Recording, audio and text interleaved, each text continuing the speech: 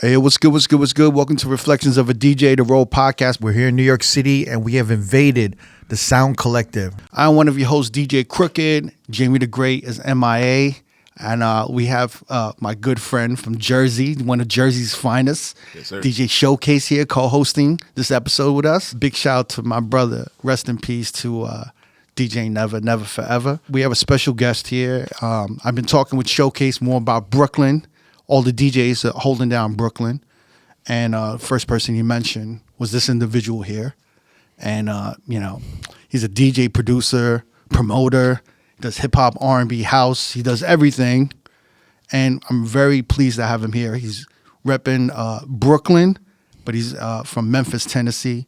I'm very, very honored to have him here. DJ Mike Nasty in the building. What's good, sir?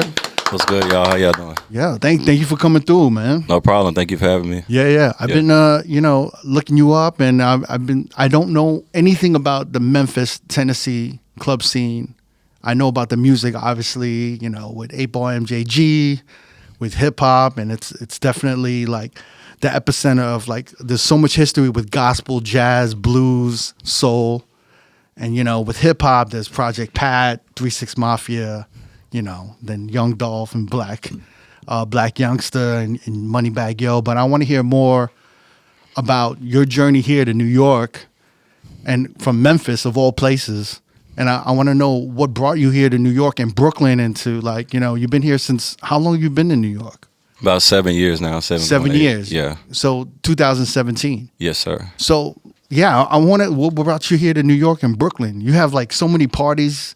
And you have all these EPs and production. I want to get into all of that, but I think one of my biggest questions is what brought you to Brooklyn? Honestly, the money, bro. I can't even lie. Just as simple as that. Yeah, I was in Atlanta at the time. I was tour DJing a little bit, going on tour with like Travis Porter, doing different shows. I did like a little small tour with Quentin Miller, like when the Drake Meek Mill stuff happened. Shit. As well. So wow. At the time, I just feel like I wasn't growing anymore, bro. Like Atlanta always hold a special place in my heart, but I think as an individual, there's a lot of like politics and gatekeeping amongst black people that I just kind of wasn't used to. You know what I'm saying? I'm like, we should be all, helping each other. In Atlanta? Yeah, in Atlanta, it was a lot of gatekeeping, a lot of older DJs trying to, pitch and hold different things, and I feel like it shouldn't be like that. I feel like we should all be working and, growing together, for it to be, a black city. And I had a conversation with a DJ manager of another DJ duo, Angel and Dren's former manager. And he was basically like, yo, if my DJs lived in Atlanta, they'd be broke.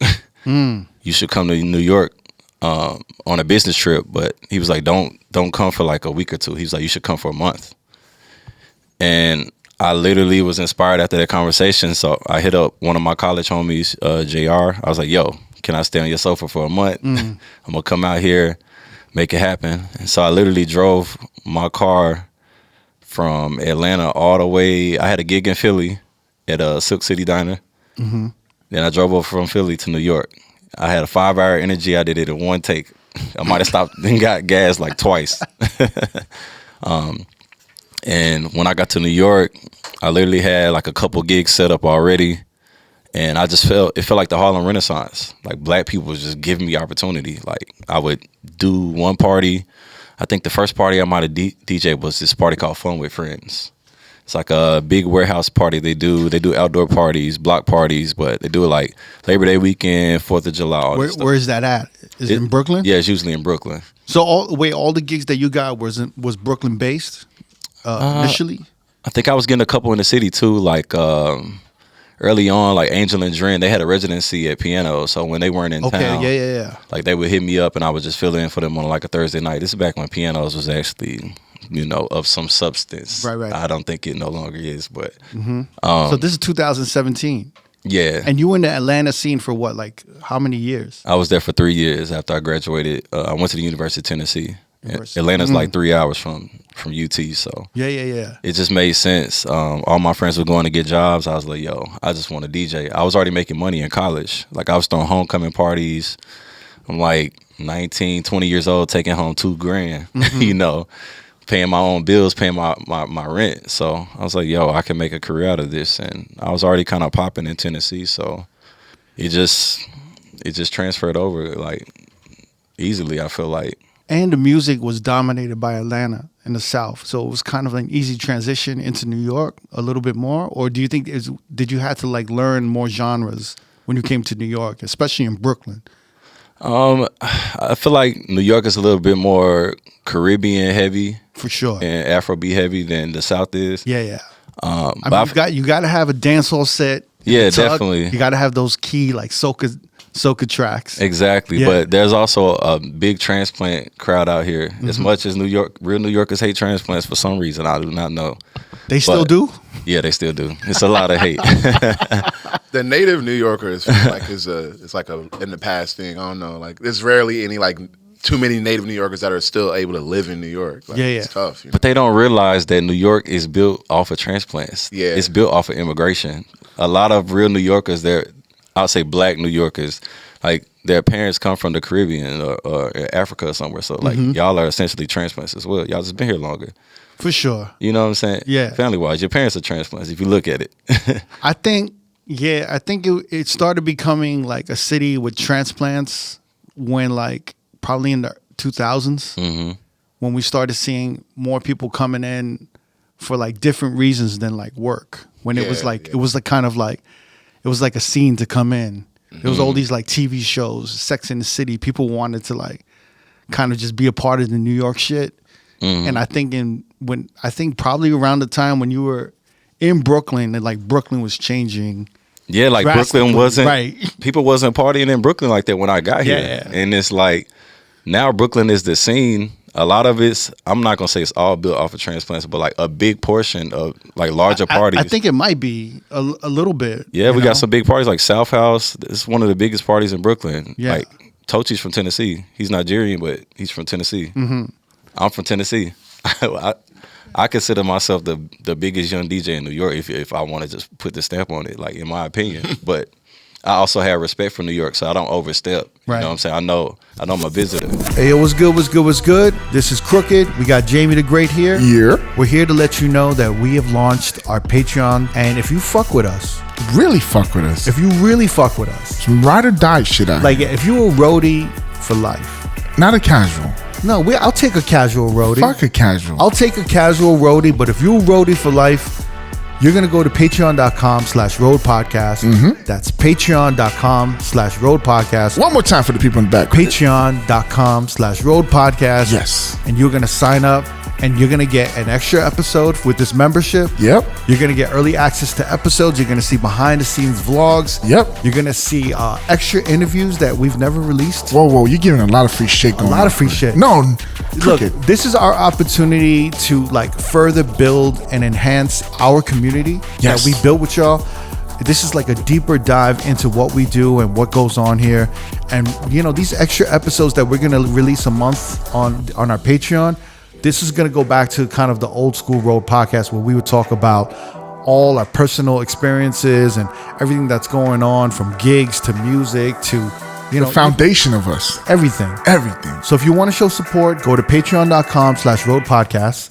That's patreon.com/road podcast. We'll see you there. See you there. So when you came to New York and you started doing some of these gigs, what was the biggest, I don't know, what was the biggest hurdle or obstacle, like music wise? You were like, yo, I gotta maybe you went out a couple times. You're like, yo, I gotta build this crate, or I have to build this.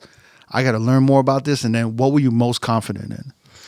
Honestly, bro, when I got to New York, I literally told my homies, I was like, I'm gonna get popping in 6 months. Watch, because I already knew how to move off of Atlanta. Atlanta's way more political than New York, in my opinion. Just music industry wise, and Like, explain a little bit. Like, it's just like I feel like a lot of DJs, we all know we gotta get through like the gatekeeping, and then we gotta build followings and learn how to market ourselves, branding.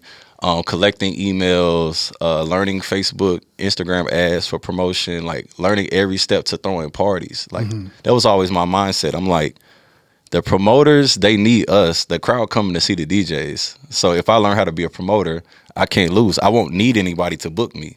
So I already had that mentality coming to New York. So I was like, I'm gonna come here. I'm gonna get a residency. I landed my first residency in less than a year at Lot 45, and I was just literally DJing every week at Lot 45. And we had K Tronada would come through, get a section. Miguel came through, Lizzo. Yeah. And this is like nobody was going to Lot 45 at the time. They just had a good programmer, and the venue just wanted to invest in these nights. Like ASAP Rocky would come through. We would book Chad. I DJ with Chad Hugo. He did a DJ set. I didn't even know he DJ'd. You know, like. Young Guru, Jay-Z's engineer did a DJ set. Like we just had all these different people. A lot of the Solation cats was coming through. Yeah. And I was just getting branded on these parties every week. And then literally after a year, 2018, I started throwing my own parties because I was used to doing that in college. I think by the time I've been DJing 15 years. Like by the time I got to New York, I might have been, I don't know, do the math on that. I'm not that good at it. But I had already, I had my legs in throwing parties, you know what I'm saying, from like those old homecoming parties and the fraternity parties. So when I got here, it was just like everything in New York is amplified. Like I feel like the rest of like the U.S., most places are moving like 5 to 10 years behind what New York is. So me having that mentality, and I feel like a lot of people, I'm from like a smaller market, and I feel like a lot of people that live in these bigger markets, they don't appreciate what they have.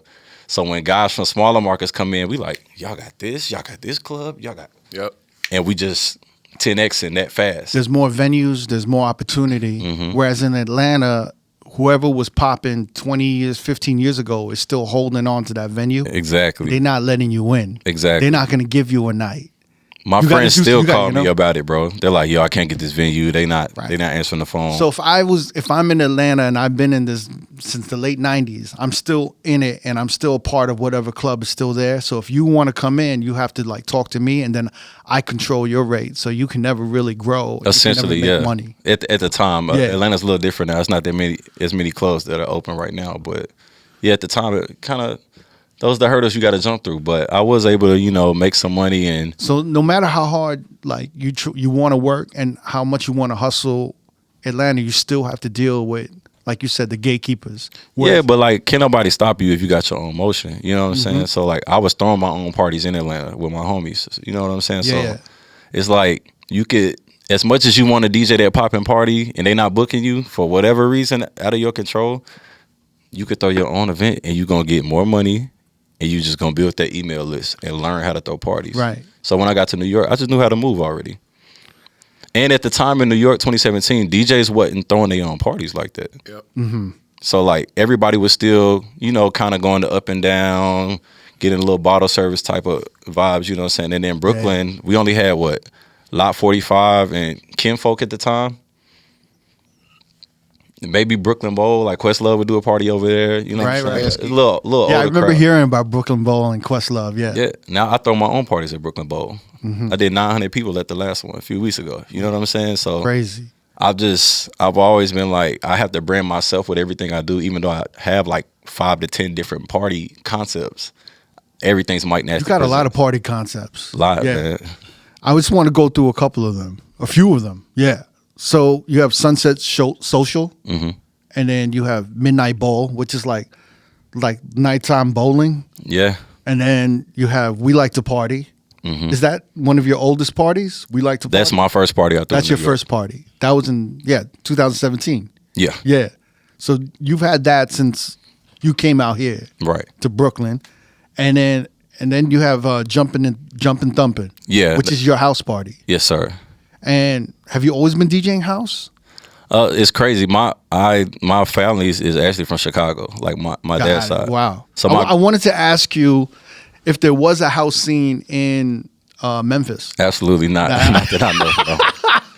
But I mean, I just you grow up on like the Earth, Wind, and Fire vibes and stuff like that, which heavily influenced disco and stuff, influenced house music. And it's crazy. After I started DJing, my grandmother, I think I was DJing for like 5 years already. My grandmother, she was like, your grandfather used to DJ in Chicago. And then my dad used to DJ as well in Memphis, and it's just like, with me not knowing that till after I was already DJing, I was born to do this. It's in my blood. I'm a third generation DJ. That's crazy. What I'm saying? And I never even met my grandfather. He passed away before I was born, so. So you've seen pictures and... Yeah. So wait, is it grandfather on your father's side or your mother's side? My dad's father. Okay. So yeah. Your pops has told you about him? Yeah. That's many stories. I've seen pictures and everything. So you still got family in Chicago? yeah, still do. You still go out there and I used to go every summer. I haven't been. The last time I've been was All-Star Weekend when it was there. Yeah, we threw a party out there. so I want to talk about Memphis a little, like growing up. You were just born and raised in Memphis. Yeah, born and raised Memphis. So when you were growing up, what were you growing up on? I mean, obviously classics, disco, boogie, right? Everything from that, your family and your parents were listening to. But like, what were you listening to? We was listening to Player Fly, Yeah. Project Pat, 3-6 Mafia, Yo Gotti, like super early Yo Gotti. Yeah, so like I went on Spotify and I looked at a Memphis, like Tennessee playlist. I don't know, out of like 60 songs, 60 artists, I probably, recognize only the ones that I named, really. But it goes deep out there, pretty much. It's so many artists, man, that people haven't even heard of that are like literally legends in the city. A-Ball, MJG. Yeah, like, yeah. We grew up on all that. Like, just I guess Memphis That's culture the was. OG though, right? A-Ball, MJG? Yeah. That's like probably like, Word. That's how deep it goes. that's like the Master P, Yeah. No Limit kind Yeah, of for sure. originators. Like, like the early pimping. Like, there was like the pimping stuff, and then Project Pat was like the robbing music. You know what I'm saying? Like, that's kind of what we grew up on. And then, we got the blues, the B.B. King stuff, like, that we would hear, and different jazz and stuff, so. And it's interesting because I remember like Memphis Bleak made an album because he was influenced by the sounds of Memphis, Tennessee. Do you remember that or not? I did not know that. And I could be wrong, but I think he was like influenced and he did like an album that was based. It didn't do well because in New York, New York, we're just a little stubborn with that shit. I'm curious to know what leaked over from the West Coast and from New York into Memphis, Tennessee. Like what was popping? I mean, of course, like Dre and Snoop, but outside of that, maybe a little bit of E40 and stuff, but that's because Some of that Bay Area shit was hitting? a little bit, but that's because he was doing stuff with T-Pain, you know what I'm saying? So we kind of would hear certain records, but it's like more the bigger records, not like the underground stuff. But I think we were more into like surrounding, like we grew up on Webby, Boosie, Right. Yeah. Master P, like everything. Wayne, huge Wayne fans in Memphis. Like What was the New York artist that leaked over? Hove for sure. Hove? Yeah, just because we watching, like 106 in Park and Like stuff like Dipset? that. Cam? Not really? Yeah, Little we bit. would see them on TV, but I think we was more into like their fashion and stuff too, more than just the music. But Yeah. we were like big Jeezy fans. Okay. Everything out of Atlanta, T.I. Yeah, because Was y'all wearing Timbs in Memphis? I just had to ask that. a little bit. yeah, what was y'all rocking out there? Like, Jordans. Jordan? Jordan's everything. Because Memphis got the Nike logistics facility. So people's parents would work at the Nike factory, and then you get on the list. You could go up there. So like my dad's like co-workers and stuff, he would know people, and my dad would go get us shoes. They like $75, like Jordans and stuff like that. So you were growing up, and your pops was a DJ. Was he full-time DJ? Nah, so my pops was actually like a teacher, and then he worked at FedEx driving trucks as well. Wow. But he was Hustle. always a musician. So he had like a band called Heatwave in high school in Memphis. So they would go around. What did he play? He played guitar. Oh, shit. So early on, my dad was teaching me bass and electric guitar, and my dad used to make beats. The same chord keyboard Kanye had, my dad had that same one, and we used to ride around in his drop top Mustang listening to his beats early on. Wow. And so I've just always been into music, and then I think been I started playing surrounded by guitar like 4th or 5th grade, shit. and then I got into saxophone 6th grade, and then I was in marching band. I was playing saxophone 6th to 12th grade. So did you want to DJ early on, or? So I started DJing in high school. Actually, I used to just be a music collector. So my dad was a part of this CD club. They would send you 5 CDs a month. Yeah. This how I got into New York music, because I had got a Is that the Columbia House shit? Was I it can't that? remember the brand. They used to come force the that house. shit like every month or something, like every week or every month something new would come in. Exactly. And you could return the shit, right? Something like that. Now he keep them. So he would have this crazy collection. Okay. So that's how I got the Lil' Kim hardcore album. There was like a Source Awards. They used to make the compilation albums. Yeah. This how I heard about Talib Kweli. Cause that one record, You Pronounce My Name Kweli, that was on that. The Blast. Yeah, The Blast. Yeah. That was on that album. So I just was listening to The Blast on repeat, and that's how I kind of got into like the New York hip hop though. It was through like my dad's CD collection. So interesting. Yeah. So when you were DJ, what is the Memphis like? What is the Memphis club scene like? What is the epitome? Like what is like?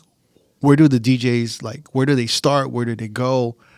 You know what I'm saying? Like It used to be different back in the day. Like especially when I was explain it to me though. Like I'm just curious. You know.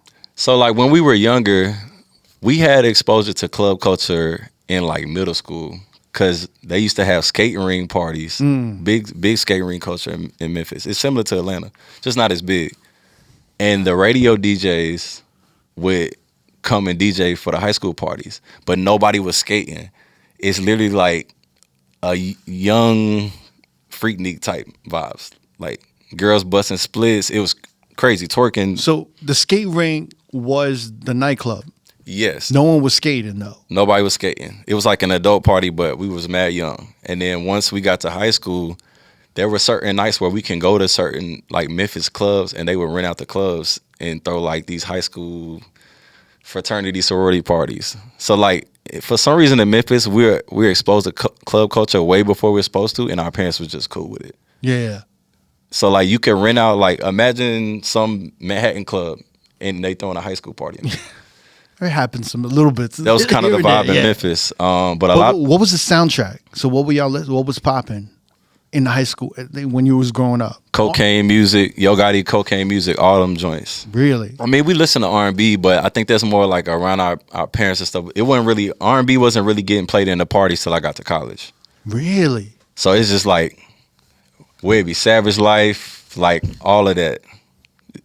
Wow, that's so. Every Southern artist, like we are very regional. Like so, like that's really interesting. Gucci, all the Gucci, Chicken Talk, every Gucci mixtape. I've heard every Gucci song probably. There. So the 2000s, which maybe had arguably some of the best R&B, right, ever, like 4 clubs, was not getting played in clubs in Memphis at all. Not hip hop. Not for my age group. No. Wow. Like we would see those records on TV, we would like them, we would hear them on the radio, but like Memphis is ratchet. Like everything. Imagine like if Sexy Red was out at the time. That's what we listening to. The whole night is just, we call it gutter shit, like gutter shit the whole night. I started DJing like when I was 17. Like we would do block parties in the neighborhood. And what got you in it? Just to be part of the parties, girls, or what So I had the music collection, right? Like partially from my dad, but then I had BearShare and LimeWire. So I was just pirating all this music. And I just had this laptop and I had virtual DJ. And they were like, yo, somebody got to do it. And then my homie's parents would go out of town. We throw like a little house party. And then by the time I got to college, I was already like, yeah, I'm a DJ. And my homie, he didn't go to that school at the time. He went to TSU. I went to UT. He bought a Newmark in at 7. And he was like, here, bro, take this to college. He was like, I'll be there in like a year. So he was like, we had an entertainment group called the 4 Entertainment. It was 5 of us though. I don't know. It was weird. And so we were freshmen on campus throwing house parties, and seniors would hire us to promote their parties for them. So my first club party, my second semester of freshman year, I was 18. I was already in the club. And from then on, I just kind of learned the business, the marketing. This when Twitter had just came out. So Twitter, that's how we promoted parties. Instagram wasn't really like a thing like that. So I used to make mixtapes, like mass produce them, get them burnt, and put the little flyer inserts. And I would name the mixtape after the party. So like we had a party called Campus Takeover. So to promote the party, I made the mixtape of hot records. Like, you know, like the Travis Porter, I think Waka had just came out. So like, oh, let's do it, and all that stuff was going crazy in the club. So I would burn the CD and I would go on campus just handing out the CDs. But we used to do this tweet to download on Twitter. And so to get the mixtape downloaded, you had to tweet this message like, hey, I'm going to this party on Saturday. Also get this mixtape. And we would just be in Twitter jail, flooding the timeline. And then that's how I was promoting parties early on from a digital standpoint. Wow. So I was already kind of like transitioning out of like, we used to put flyers up on campus and sell wristbands, but I was already kind of seeing the digital. It was already, it was already becoming a part of the process for you. It was all like intertwined. Exactly. With your DJing. And I didn't even know about Facebook ads and stuff like that. This is like we were on Facebook to meet people in college and talk to girls and stuff. So at this point, when you're in high school and college and you're trying to become like a DJ in your head in Memphis, is it like, yo, I'm going to be the number one DJ in Memphis? Or is it like Atlanta's so close? So is it like one day I'm going to make it to Atlanta and I'm going to blow up in Atlanta? Like, what was kind of the dream for a Memphis like DJ? Honestly, bro, at that time, like, of course, you got like your OGs like Devin Steele. I'm not sure if you heard of him. He's like the number one Memphis DJ ever. I think he might have moved to Atlanta now, but he's like always been on like the Hot 97s and stuff like that of Memphis. But I never really had a vision of just being a popping DJ. Like my parents was always like, yo, get a job, get your degree. Like my program, I got a supply chain management degree. My program was number 3 in the nation at the time. So I'm just in college, like I'm DJing is lit. I'm making good money, but I'm still like going to job fairs and stuff like that. And then my senior year, I was like, something don't feel right. I'm like, I'm not really meant to go work. Like, I just don't want to do this. So I told my parents, I'm like, yo, I'm stacking bread. I'm moving to Atlanta next year. And they was just like, oh, you got to get a job. And I just did it. Because I was already paying my own bills. I wasn't dependent on my parents. And I had student loans, so it ain't like they was paying for school for me, you know. So you were making money from these parties? Yeah, in college. So what was the word that you heard in Memphis about Atlanta? You just had to be out there. It was just the place to be. You didn't want to like be stuck in the nightlife in Memphis? It was just the closest, biggest city. And literally, I think my senior year of college, this when Thug and Metro just was putting out like early stuff. I think Stoner came out maybe. Man, you're making me feel real old right now. That's crazy. Like Stoner just, and then I moved there, bro. And Atlanta, this was like the new era of Atlanta, bro. Like I was around like OG Macko, Spillage Village, like JID and Earth Gang before Dreamville, like Black. I went Black with the 6. Yeah. We went and did a show at UGA before he got on. I used to kick it with Summer Walker. Like we went on a friend's trip to Miami. She used to kick it at my crib. Like I'm just meeting all these different people before they getting popping. And like I remember walking down the street and McConan going up on a Tuesday was on a mixtape.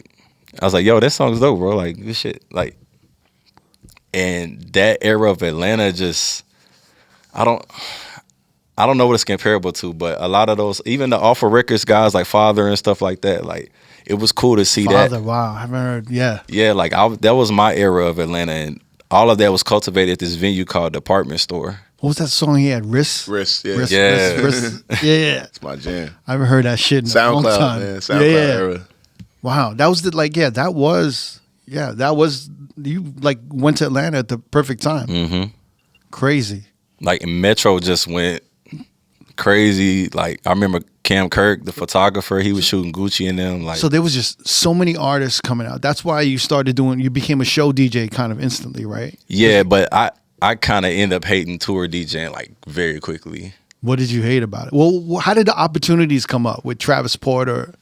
Because I was kind of producing a little bit too, so I'll be running in and out of studios. And I was just, bro, I remember seeing Trippie Redd and Pierre Bourne like over at 12 Studios, like just making records in like the back room. Like L.A. Reid's son Aaron Reed, I'm going over there playing him beats and stuff. Like this is when I used to make like trap and hip hop and stuff. Like I don't even make that no more. I just make house music. But it's just being around that, you just fall into opportunities. You know what I'm saying? Like you trying to get beats off, but they just like, well, you guys need a DJ.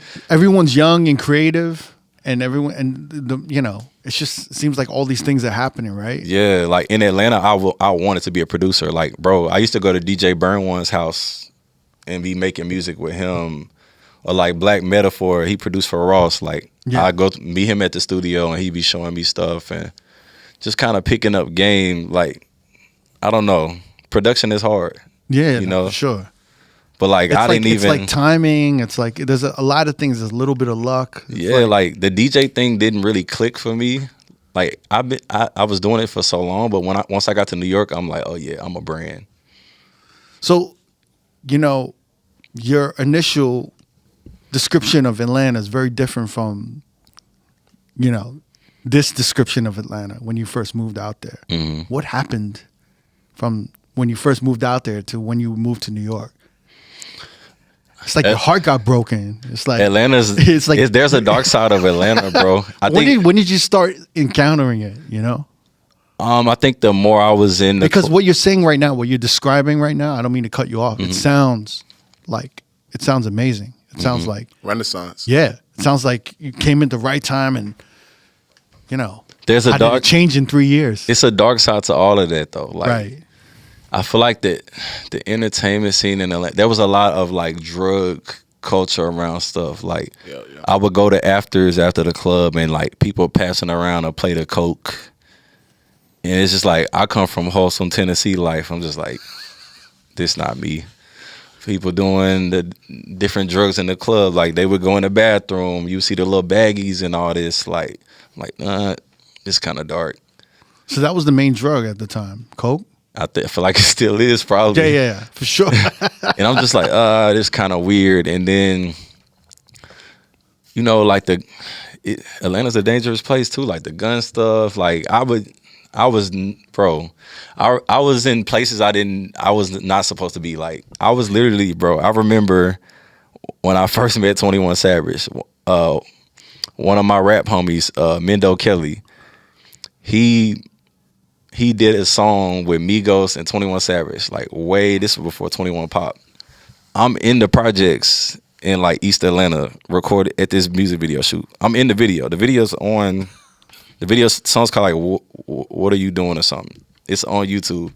Like, why I'm in the projects like right now. You know what I'm saying? It was cool. It's cool to tell these stories and experience these artists before they really do their thing. But I'm just like,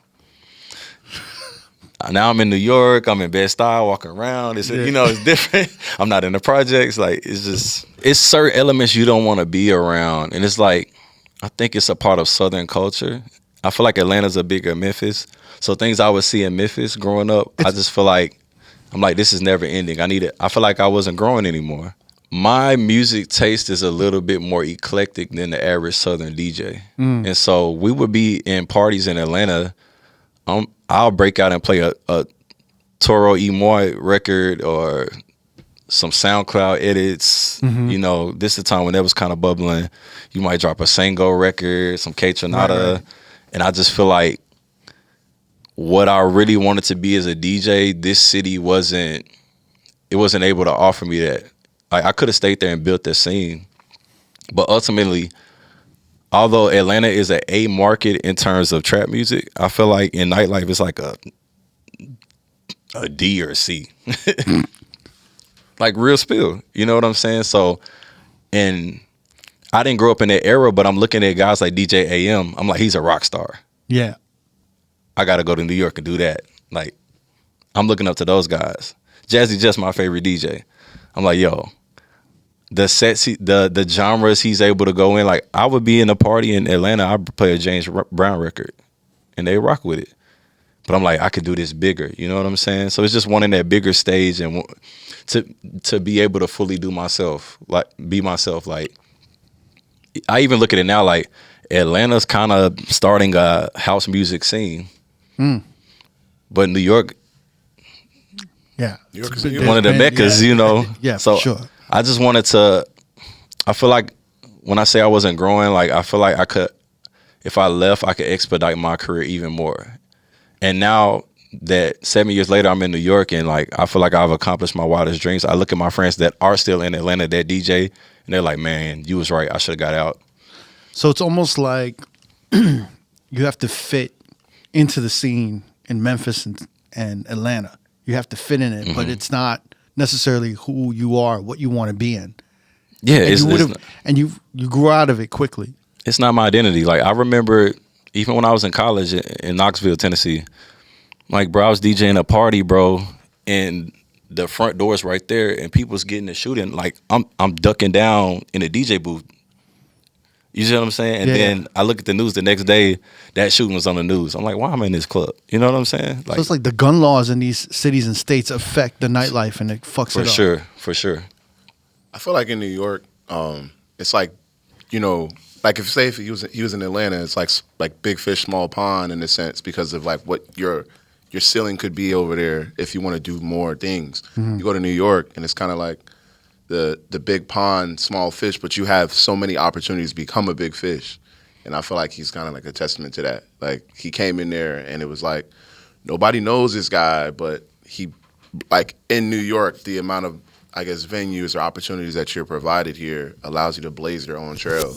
Hey, yo, what's good? This is the R.O.A.D podcast, Reflections of a DJ. We're here in New York City, and we have invaded the Sound Collective. Now, I want to explain what the Sound Collective is. I got my man Lefty from the Sound Collective here.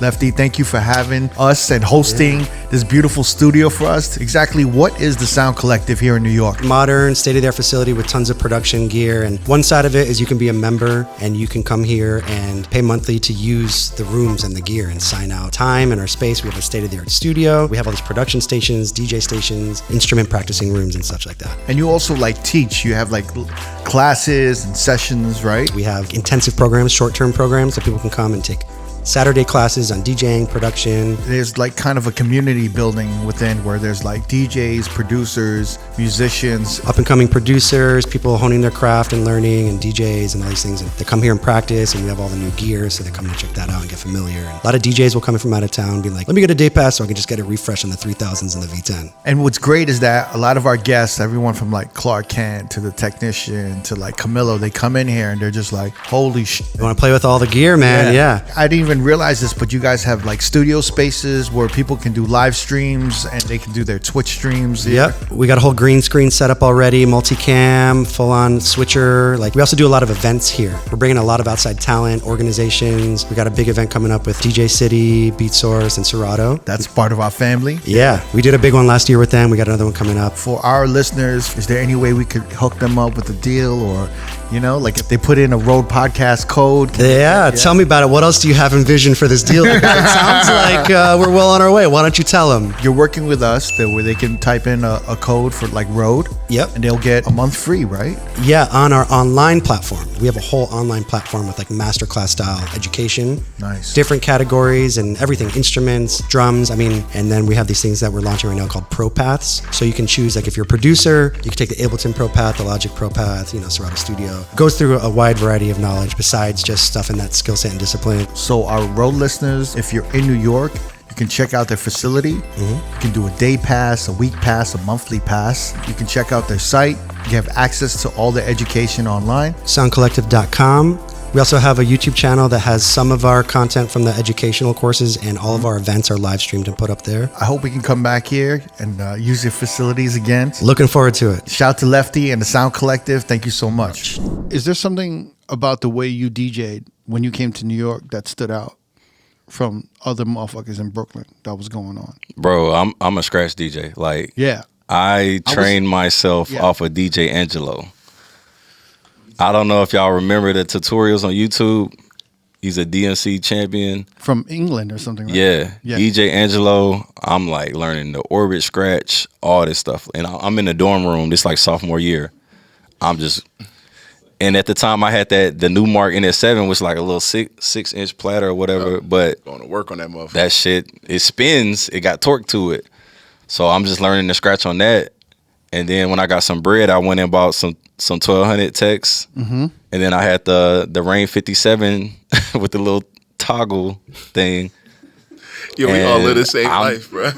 And I'm just putting scratch videos. Like there was a time, like I remember driving up to Nashville for the Red Bull 3 style. Yeah. Like just to check it out and stuff. Like I wanted to be that battle type of DJ, but I was like, Like later on, I'm just like, I like the business of it. Like I'm a party rocker. Right. You know what I'm saying? I'm not a battle style DJ. It takes a lot to do that. But I'm like, yo, I'm a scratch DJ. I could cut, but I'm from the South, which is kind of. But I was going to ask you if I feel like a lot of Memphis DJs are like in the South, like they can scratch well, or no, there wasn't part of that shit. Was there any like spillage of like chop and screw culture in Memphis? A lot. Yeah. So, we grew up listening to that too. Texas was heavy. I don't think it's a lot. It's some down there. Yeah. There's even more in Atlanta. Like there's some nice turntablists. what's Nabs? What's the other guy? Bald headed guy. Clever. Clever's crazy. Yeah. It's a few down there. They gonna get my Atlanta card for not remembering these guys' names. It's one guy. He DJs. Precise. Oh, precise. Yeah, problem. Like Atlanta got some dogs. Yeah. But it's great to have that, and I tell younger DJs this all the time. It's great to have that aspect of it, but once I like learn the party side of it, I'm like, the women don't care about this. And then when I was in Atlanta, this older lady, she had to be in her 40s. She walked up to me. She was like, "Why are you doing all that scratching over the music?" And I was like, "All right, okay." Seasoning, man. This shit I knew the seasoning. place for it. I'm like, it's cool on Instagram, but like in the parties, you a party rocking, they don't really want. It's cool to like your transition, you cut in, get a little chirp in, but like people not really trying to. Like I got homies, I be like, "Yo, you scratching too much, bro. You scratching like." It has to be used as like, especially for hip hop, scratching has to be used almost like a house buildup. It has to be more musical and percussion based. If you're not using it like that, it just becomes like a distraction. Exactly. It's the seasoning. Right. You know what I'm saying? But if you use it as an enhancer, and like if you use it as something to build up, if you know a big song's coming and there's energy, if you use it to build up the energy and use it more as a percussion base, to me, that's what I've learned, that a lot of DJs, especially with musical backgrounds, they understand that. Whereas like scratchers with no musical background, they don't really know how to like utilize it right. They don't know how to count. Like I'm in piano school right now, jazz piano school. I've been in there for a year. Like I know how to read music. Like dudes is blending the songs in that between the 4 and the 8 bar. Like they on like the 7, the 3. People know the count though now. No, it's You be different. Fam, it's way different. You be now. hearing like the first and second bar of the second verse after the hook. The issue is, and I'll say a lot of New York DJs that the newer Break younger it down. DJs, they are now record box DJs. It's the lazy DJ now. They don't even want to bring the laptop out. So it's like, and if you're mixing hip hop, Or they can't afford a laptop. It's Oh, easier they to can they? I feel like they can. I feel MacBooks like- are affordable now. You can get an old MacBook for $400. I think it's easier. I mean, obviously, from my perspective, I think it's easier to get a fucking flash drive, Oh yeah, I mean, and then But this the issue. Mixing hip hop is not smooth on record box. explain. I spin record box when I do house music sets. I don't bring a laptop out when I do house music because it's designed for electronic music. Even the way the grids are. like quantize, like the way it's just like Not even the quantize part. It's just the way. It's very robotic. It's not like Serato is. This is a little is- controversial. Or you're saying this is a fact. This is a fact. I don't even book hip hop. If you're a hip hop DJ, I won't book you if you're on record box. Sticks. No, not happening. I've never. You can't say I booked one. Never. I've never had. This is interesting and I'm never because a lot of DJs that I look up to and I love are on sticks. I know Like I Spencer, haven't they're- seen it. I and haven't they're seen it. amazing. They're amazing hip hop DJs. They might be, but in New York, there's a new DJ every 6 months, and they're going straight to record box. I think that's a lot of cities, though. That's a lot of cities. That's a lot of you're cities. probably right about that. All right, so wait. I want to hear this. I want to talk about this a little bit more. So break this down a little bit more about what you're saying. So you're saying that the way the sticks are in record boxes, it doesn't read the files correctly in the CDJs, or what were you saying? It's not their transitions from a skill. I'm just talking pure skill set, not even hardware. Okay. It's just not. I thought you were talking about hardware. Nah, it's just not.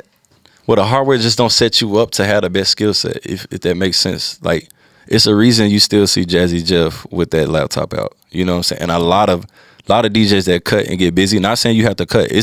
I know talented DJs that can't cut at all. You know what I'm saying? Yeah. But they can't. They can barely blend. I'm hearing train wrecks all the time on record box, bro. shit. Well, from the younger DJs. Yeah.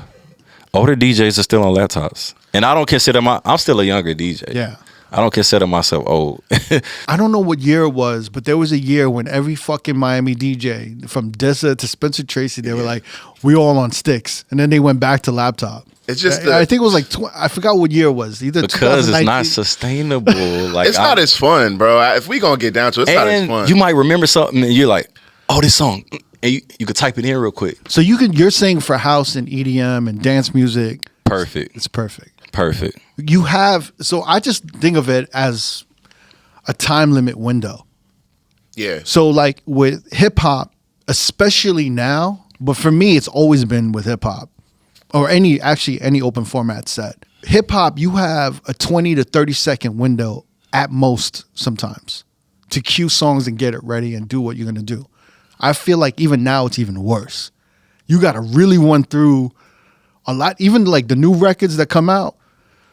Yeah, you can't let two verses rock on a lot of those. No, like, yo, you could barely get a verse off. Yeah. You're better off repeating the hook twice. Like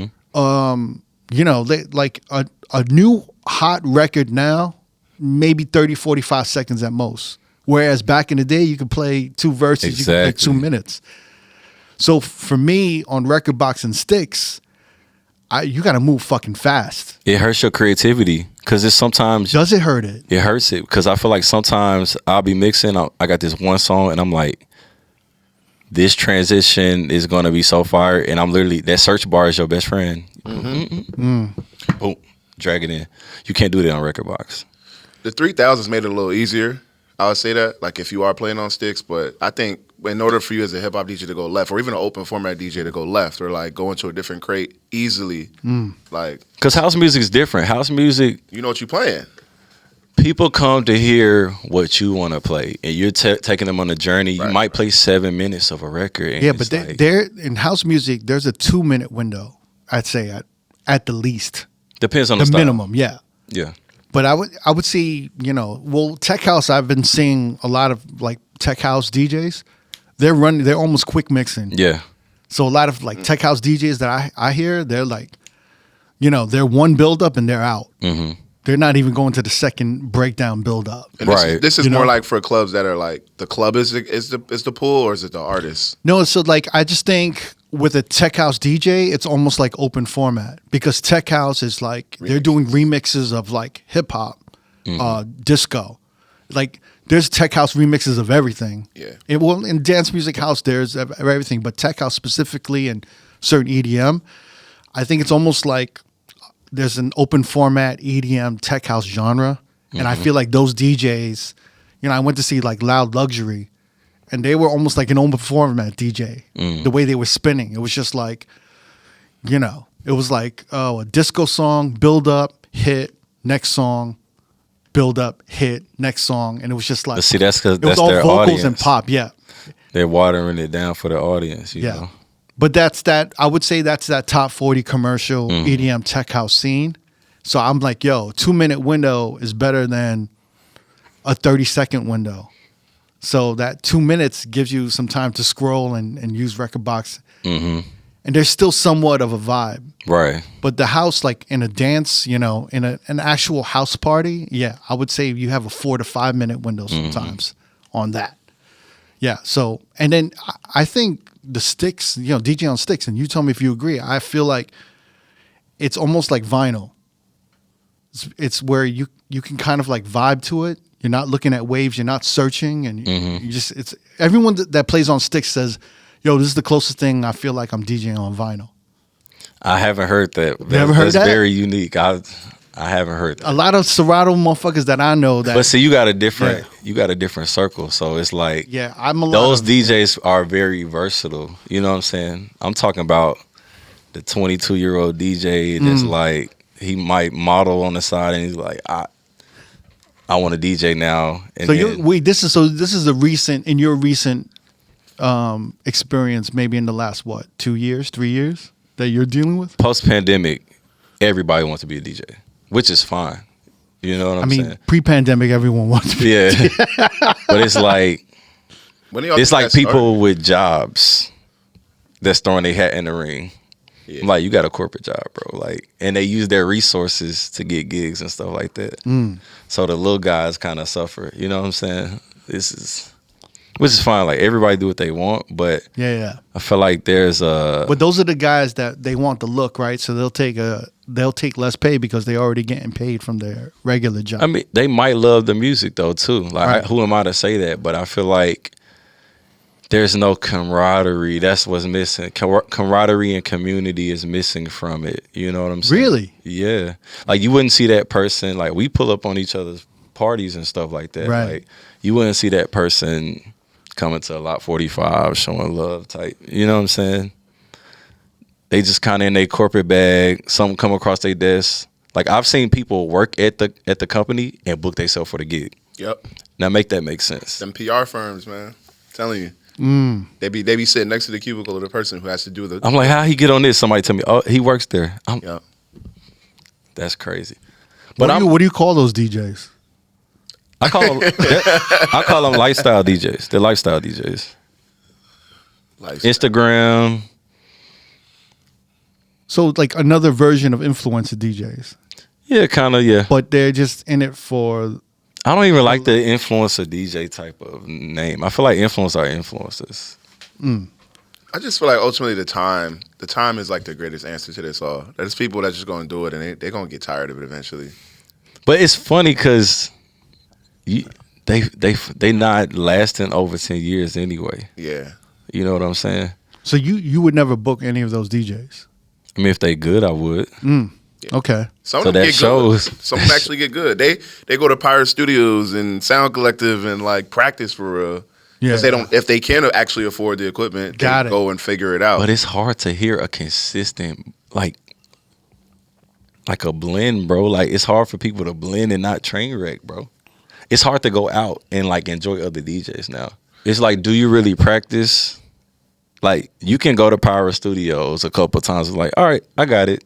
After 2 weeks, After you got a 4 count or something. Like the barrier to entry is not that high. Like you can go with put something on record box and go in there and like fumble around. But like, I know guys that have been spending like guys and girls, they've been spending like more than 5 years and still ain't good, bro, and still get booked. But it's a ceiling. They never get to that level though. But they're getting booked because of their followers. Because they're good. They're nice people. They're good people. Likeable. Yeah. Likeability. Yeah, they're not terrible people. But I think we live in a society where everybody's too nice to really say what they want to say.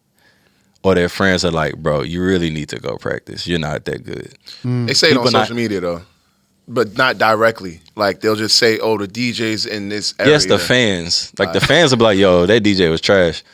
But like it take people's circle to be like how I could tell my homie, like, yo, you scratching too much, bro. Like, do this. People not saying that, but their circles aren't DJ circles. But if you said that to a younger DJ right now, they call you a hater, Yeah. right? But it's not. Oh well, look where I'm at. Look where you at. I was just Like- talking to somebody. I was like, there is, I guess, the temperament of the scene or the temperament of everyone now is everyone's saying the right things, but they're not doing the right things. Does that make sense? Like where there's a certain generation where they know exactly what to say to, you know what I'm saying? To be like, yo, he said the right thing, she said the right thing.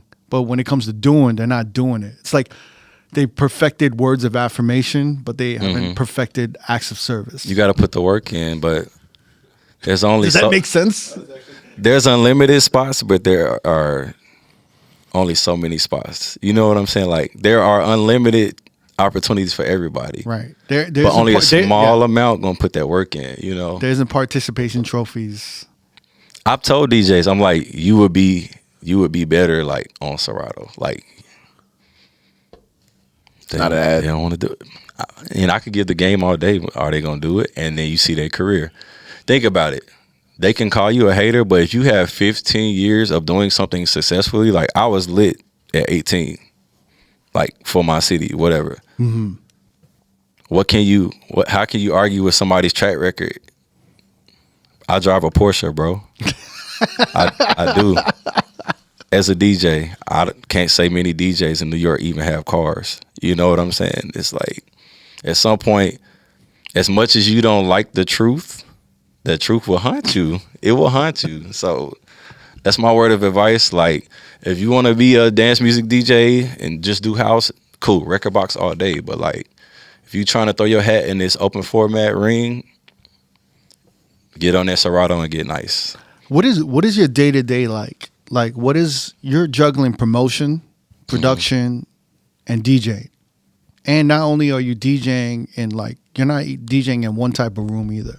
You're doing hip hop R&B. You're doing probably Afro beats on a piano, right? And then you're in these house dance rooms. So how do you? What is your like on a Monday? You know, Monday, Tuesday, Wednesday, Thursday. You know, I'm assuming you have events Friday, Saturday, Sunday, right?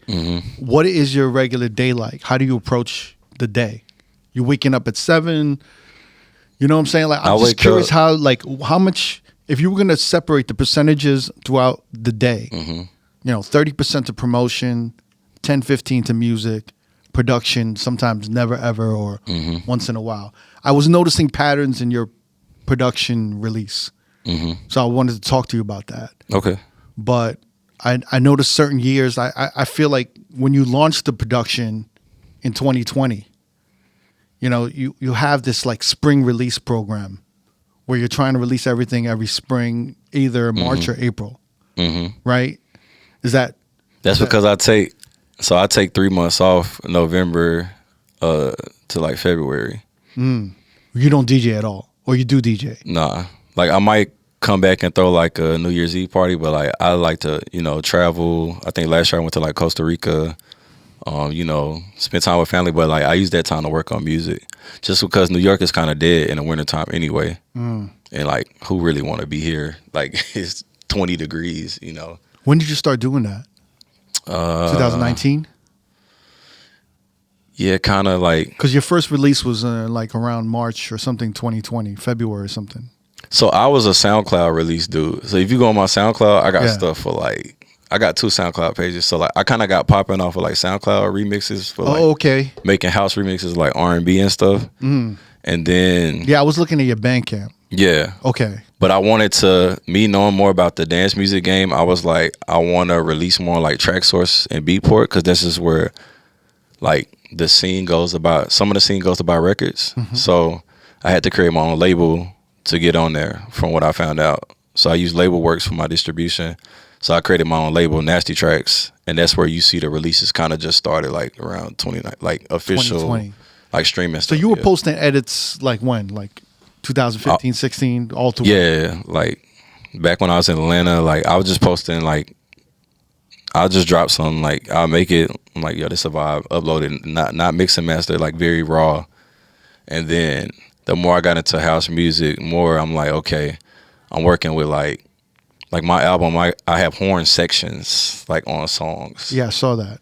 You have like live instrumentation. Yeah. Like on a lot of what I do now. Like I just dropped the EP on the 19th. Like I got a saxophone player on there and stuff like that. So things have to be more like strategic. And then I feel like a lot of house music guys, like they have to make that money from like, I'm signed to this agency, I'm in Berlin doing this show, I'm in Ibiza, I'm on the road all year. But like with me making money as a promoter, I don't really have to do that. So I just kind of drop music for fun.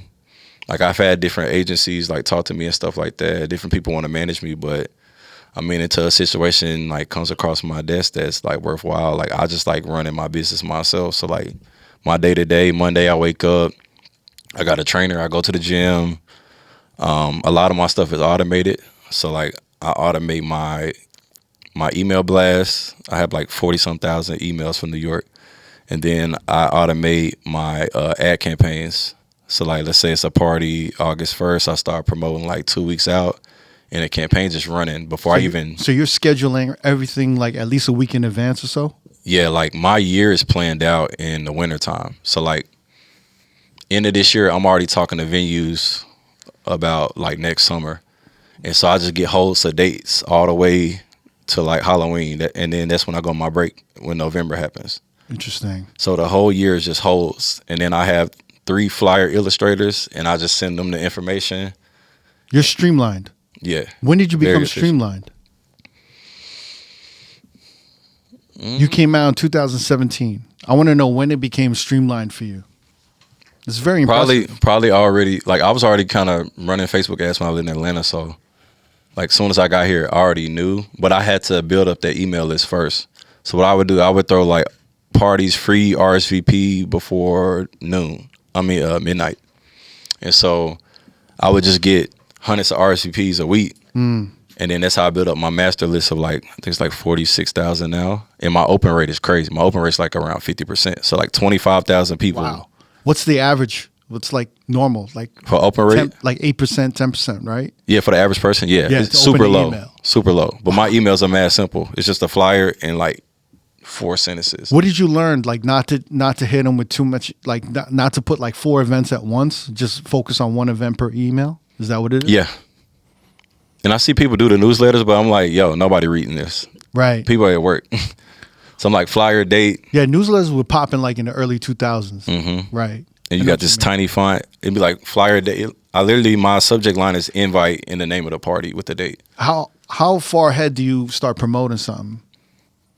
It depends on how big the party is.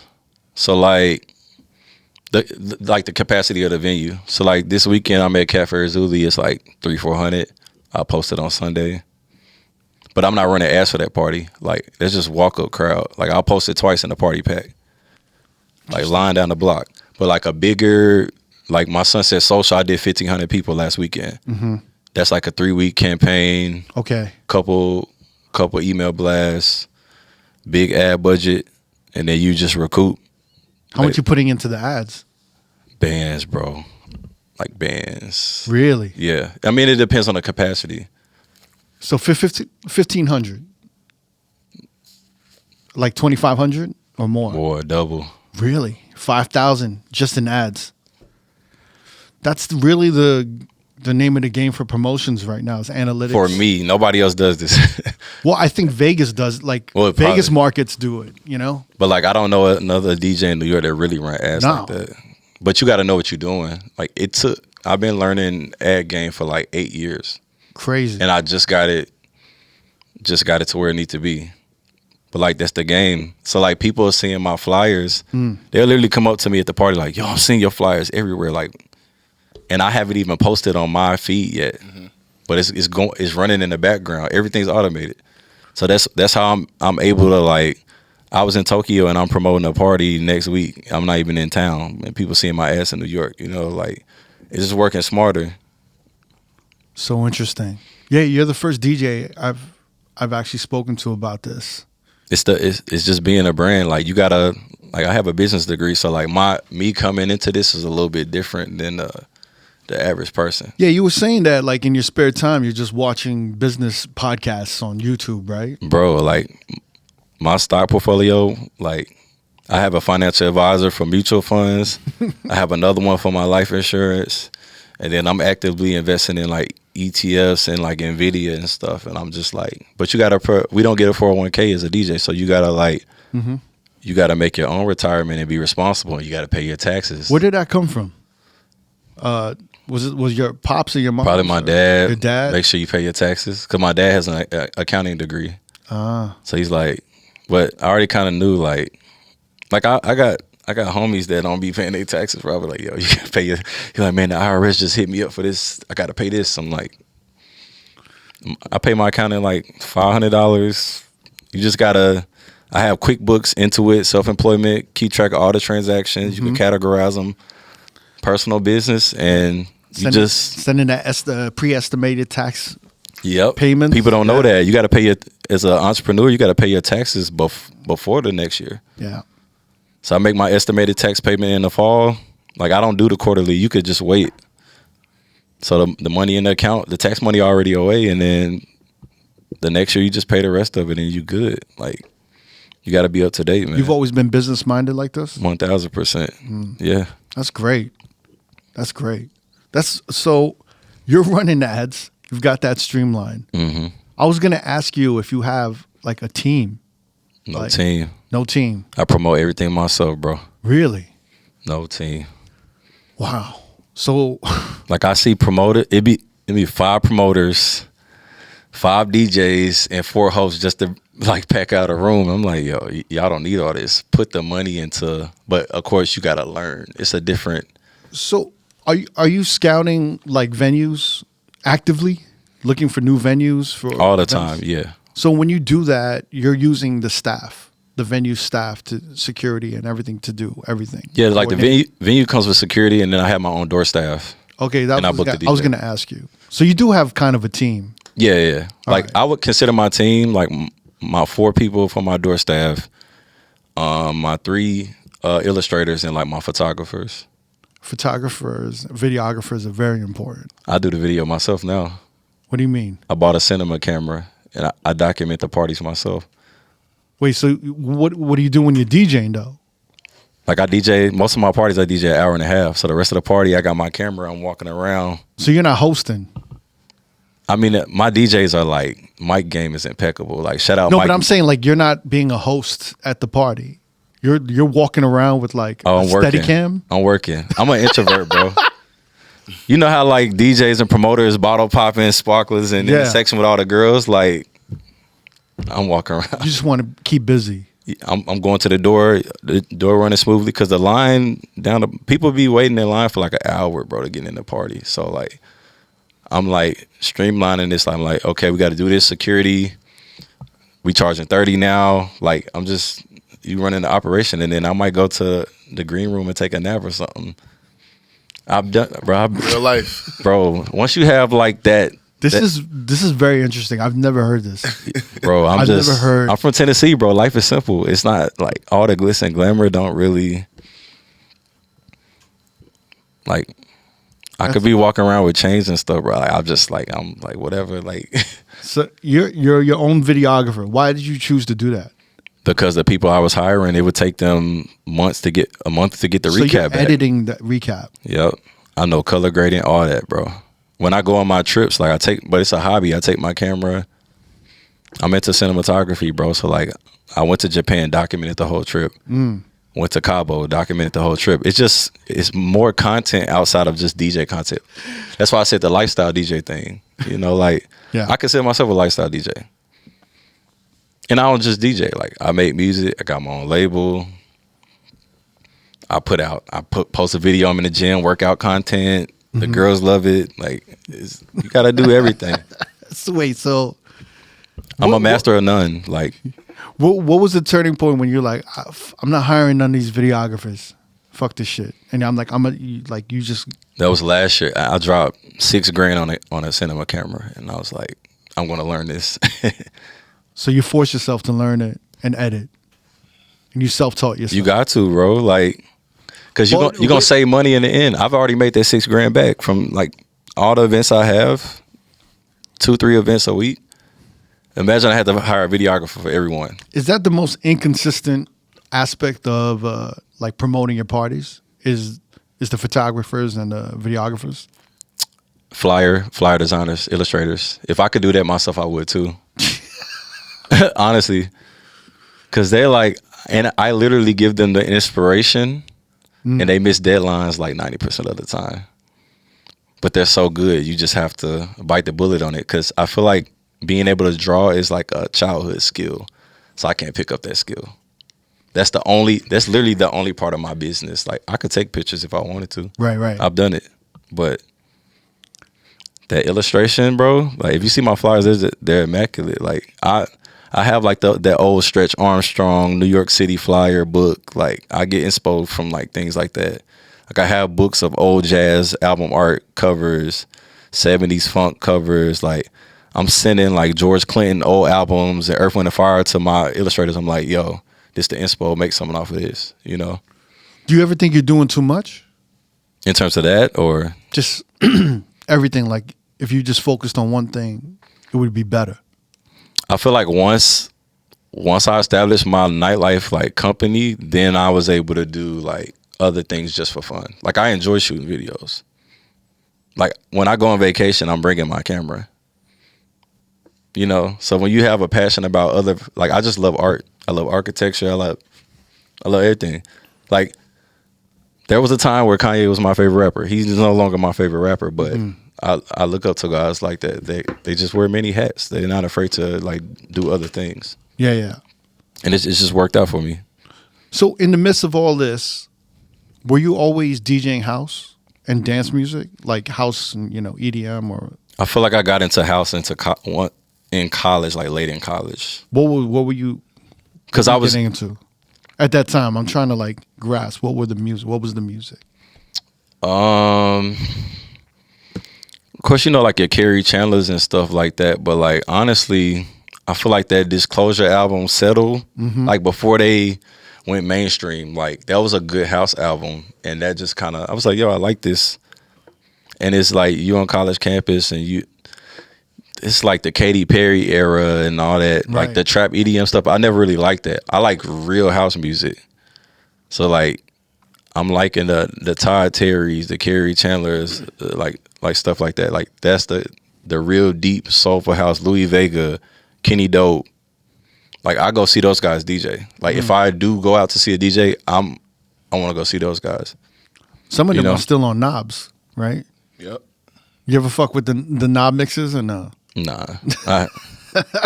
I'm curious. You're a scratcher, but how do you approach like DJing house and dance music? You still approach it like from a perspective way different. Yeah. Like when I have a house set, which I don't do them as much as my hip hop sets, just because the house ain't mad political. When I do, I'm preparing all week. I don't prepare all week for hip hop. Like I might get a new song or two here or there, some sexy red stuff that pop out, but like house music, I'm like buying records and like it feels good. I feel like you digging for like vinyl a little bit. And it's like it's a flow. I'm like, I'm gonna start here. Like there's a BPM range. You might start at like 118 the beginning of the party, and you might end up 132. You're approaching it like a showcase, almost. You telling a story. Sorry. Whereas like kind of with hip hop, R&B, you're kind of like you're going with the flow. You've done it Quick for so cuts, long. fast, like wordplay stuff. Like It's almost like instinct, right? yeah, but with house, it's vibes, and I'm playing my own music because I make house. Right. So it's a little different. It's a lot more special to me.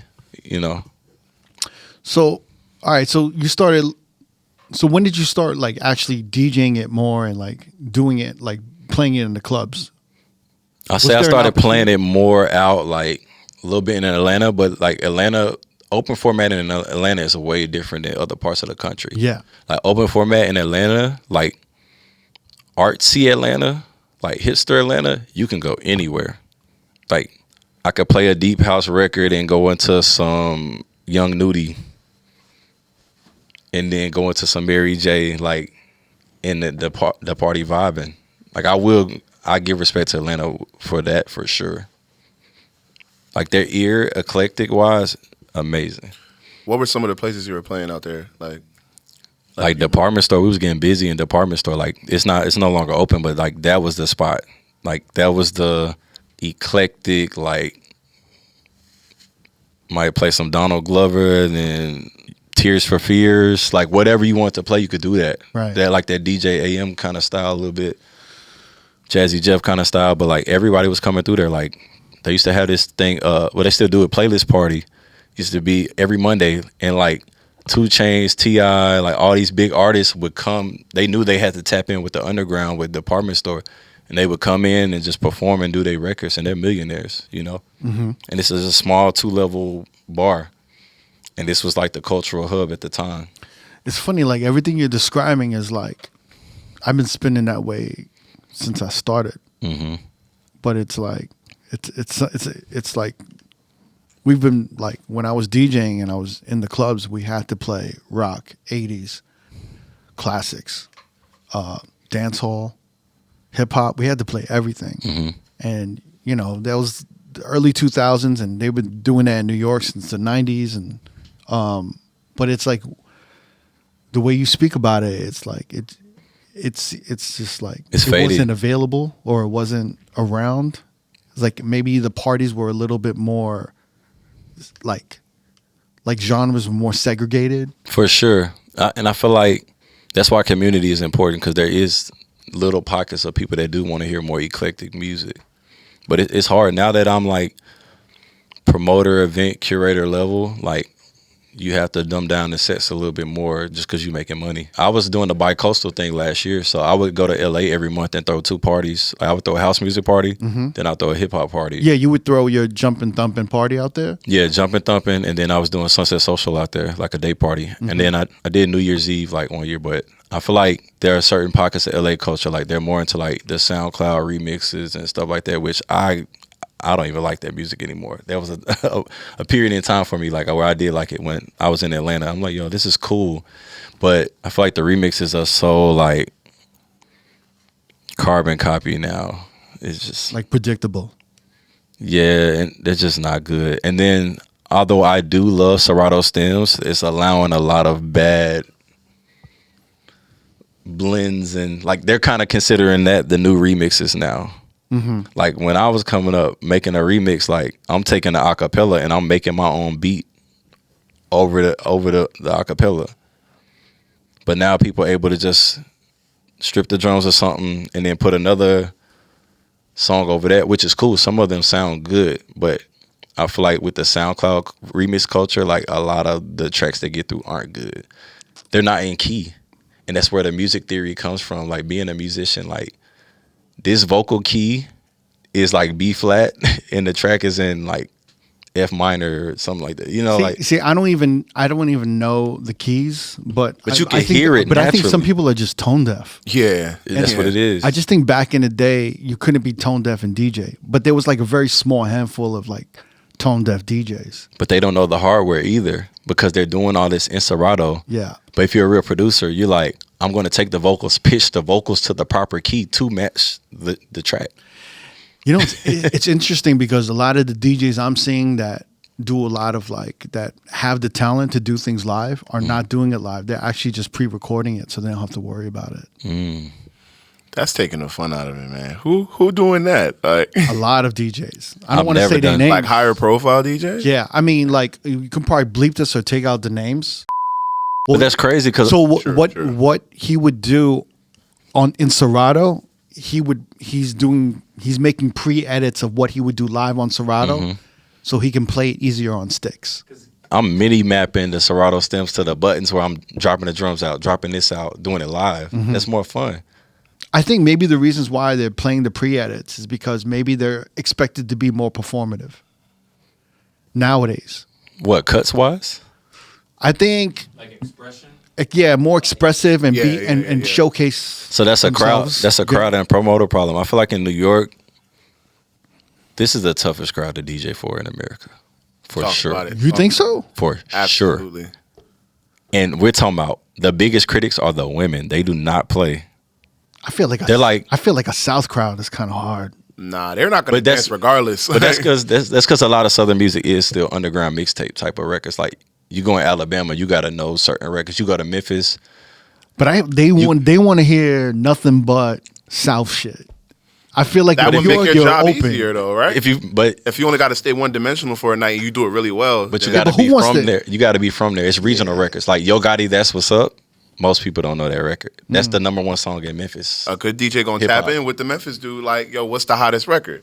If I got it right, like, Well, so like I'll be in Vegas and I'll know when I have like a predominantly South crowd that I'm DJing for, because they're just like they're just a tough nut to crack. nobody tells you in those. Not big until rooms. I start getting into like all the South shit, then they start getting a little open. But New York, I'm just saying. I think mine is I think genre. New York is a little more open, but I feel like in the past year and a half, a hip hop or R&B New York crowd is harder to DJ for. I'm just talking about skill set wise, not even song selection. Not even song selection. I'm telling you, every month, and I love my DJs. I think they're talented, but it's something, I don't know what it is, but the women are coming up to me, when are you getting back on? This DJ ain't it. Like, Why is that though?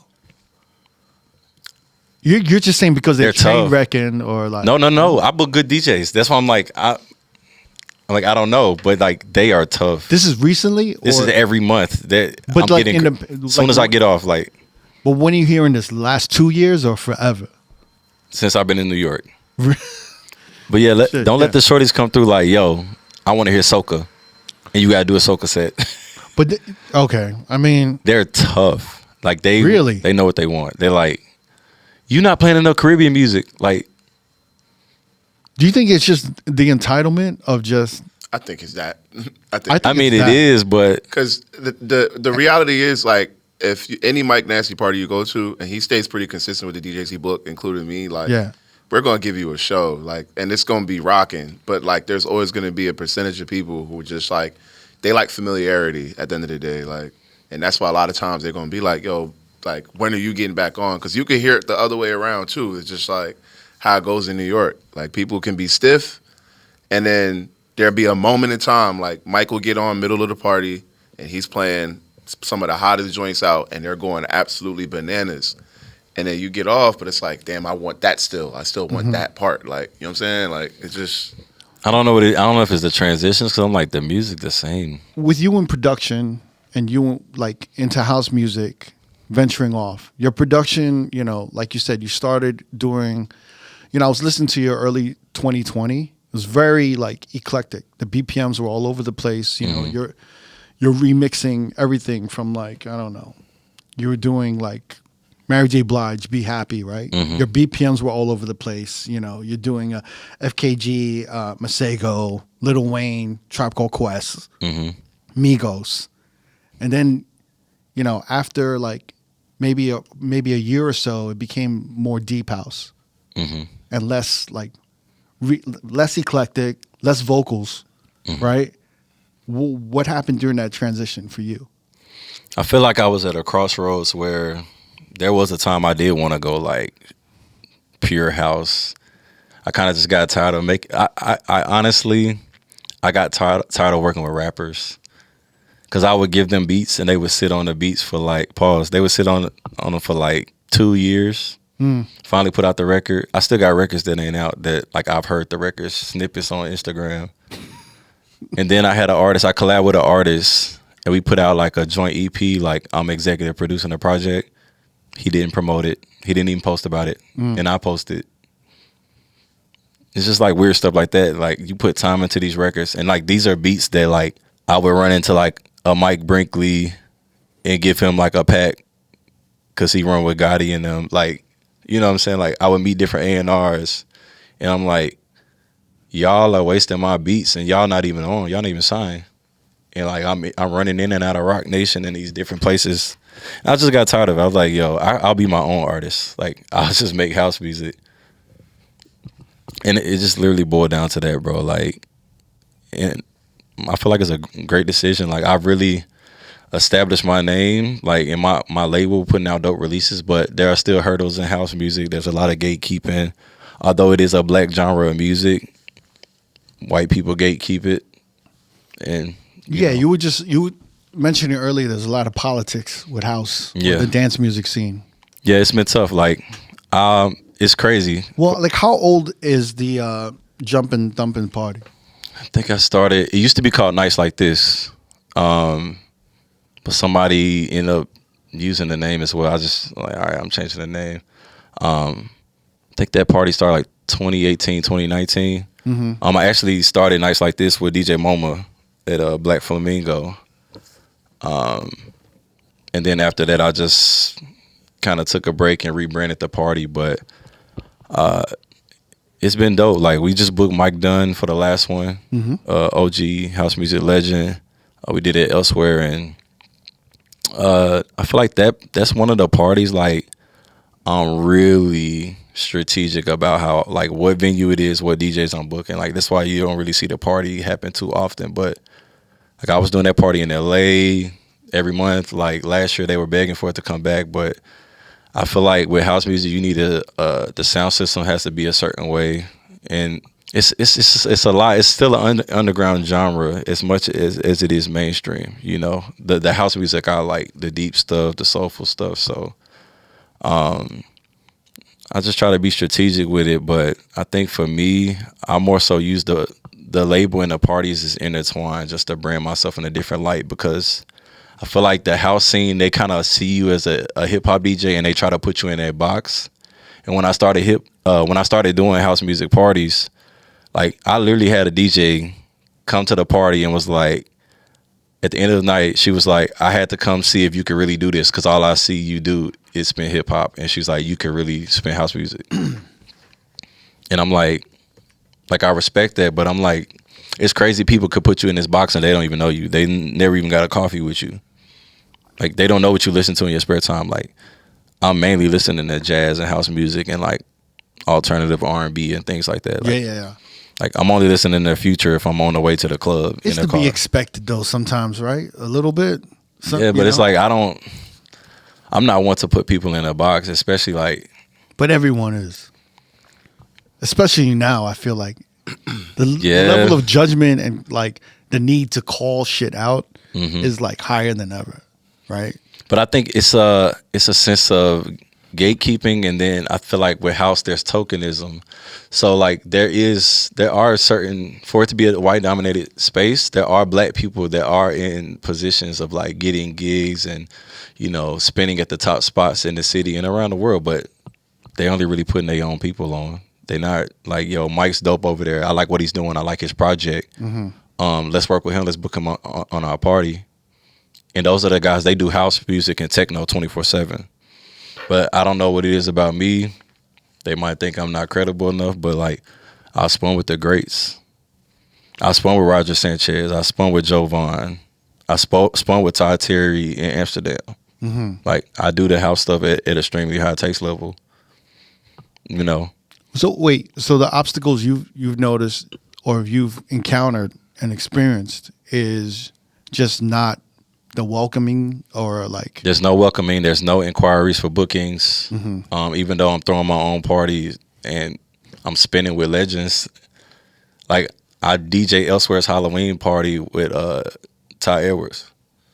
So, but they just kind of watch, you know, they don't support your stuff. But then when you run into them, man, I like your music. Oh, I didn't even know you know who I was, you know? yeah. But you never encountered that with anything else with like Hip hop easy. I don't have no problems in hip hop, bro. No problems. Everybody's showing love. Like, we all getting money. Like, I don't have no problems with hip hop. I don't have no beef, nothing. Everything's good. Do you think it's possible to be in both genres in nightlife? It's It's crazy you say that. It's rarely seen, right? Like it's very rare to see. It don't DJ happen at all. Like, Yeah. only person I really see is A-Track. That did the crossover, but it's not really a thing. And I think that's just come from people trying to put you in a box. But it's crazy because when I was at that crossroads years ago and considering kind of putting hip hop away, I was having those conversations with like MoMA, Jesse Marco. I was like, and it's crazy, I got two different answers from them. And Jesse Marco was like, yo, you should rebrand your house stuff as like a whole new entity, go by a different name and put the music out. And then MoMA was like, nah, bro, that's you. He was like, you're Mike Nasty. Mike Nasty does house and hip hop. He was like, keep your name. And I did that, and I just started putting out all the house music under my name, and it works out. I have good relationships at TrackSource. Like, every time I release, I'm getting love from them. Beatport. I've been to DJ Mag twice. You got right up at Fader, right? Like, yeah, I get love. I get love everywhere on the house tip, man. So it's just good. It's a slow grind. There was a time like I really wanted an agent, but I feel like I went to ADE in Amsterdam, and they told me like a good agent will find you. So I just kind of stopped the agent hunt. Different people reach out, but So how many years would you say you invested into this house and dance music scene for yourself? Like 5-6 years? Or you would say longer? I say I had the mind for it in Atlanta, but Atlanta don't really have Right. that house scene. But once I got to New York, You were able to execute it. yeah, for sure. Like, of course, I had to do the hip hop stuff first to pay the bills. But like, I'll tell people all the time, hip hop is my job. House music is my passion. Right. Like, So the second you're seen and respected as a house DJ producer, you would kind of like do that full time. If you I think could. I would, yeah. Because I have the nightlife stuff is set up to where I could operate it and not be there. Like, I've thrown parties and I've been there. And I just pull up and get the bread. And I had a house music party the same night. Like, that's what I did when I booked him last Halloween. He headlined the party. and I was spinning with Ty Edwards at Elsewhere, whole another genre. Both parties were packed. Line was wrapped the building like crazy. It's like you're able to do it. I just think people kind of keep their distance from me because I'm. There's nothing like me. Like I don't think there's nobody trying to really do like real. Like there are guys that do like the tech house and then go do hip hop, but like there's nobody like doing like house music of substance, like that Chicago, New York style, Detroit stuff, like, and then could go play Sexy Red the same night. You know what I'm saying? Independently too. So yeah. Like a lot of the guys in the house and techno scene, they have agents and managers and they best buddies with the venues and all that stuff, so they get bookings. Like, but it's funny though, like I'm able to bring out 1,500 people, but when I reach out to try to book a house music venue, they ignore me or tell me this is not we're not looking for that. You're not what we're looking for. I'm like, why not? Y'all still gonna make money. I know my crowd spends more at the bar than your crowd because house music crowds don't drink.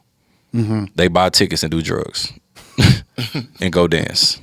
Yeah, that's a fact. So it's like, why am I not able to be in these same spaces? And it's black music.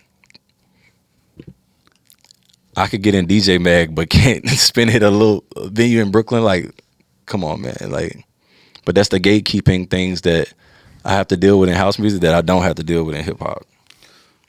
I think it's interesting because I feel like you're doing everything right, Mm-hmm. and you know I was looking at the way you were like putting out music videos, the sound is like evolving, Mm-hmm. and I think you're bringing up the politics and the gatekeeping, and that's understandable, but I also feel like you're kind of like really developing. Mm-hmm. You're still in development. I mean, we're all still in development, obviously.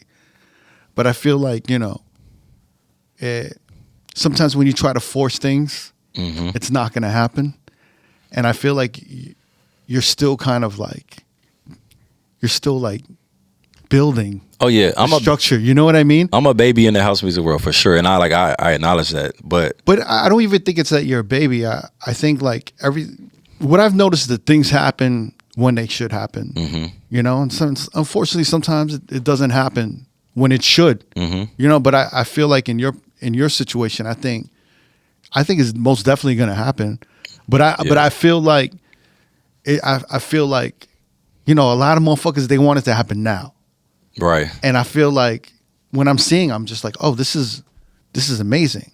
But probably in 2-3 years, it'll be even more amazing. It'll be more developed. 1,000%. And there'll be another layer of it. I just gotta. And sometimes you have to build your own scene. You know what I mean? That's true. I'm so about camaraderie. So I'm like, I see people, I'm like, man, I want to work with him. Like we would drop like a dope EP, or it'd be dope for all us to spin together. But that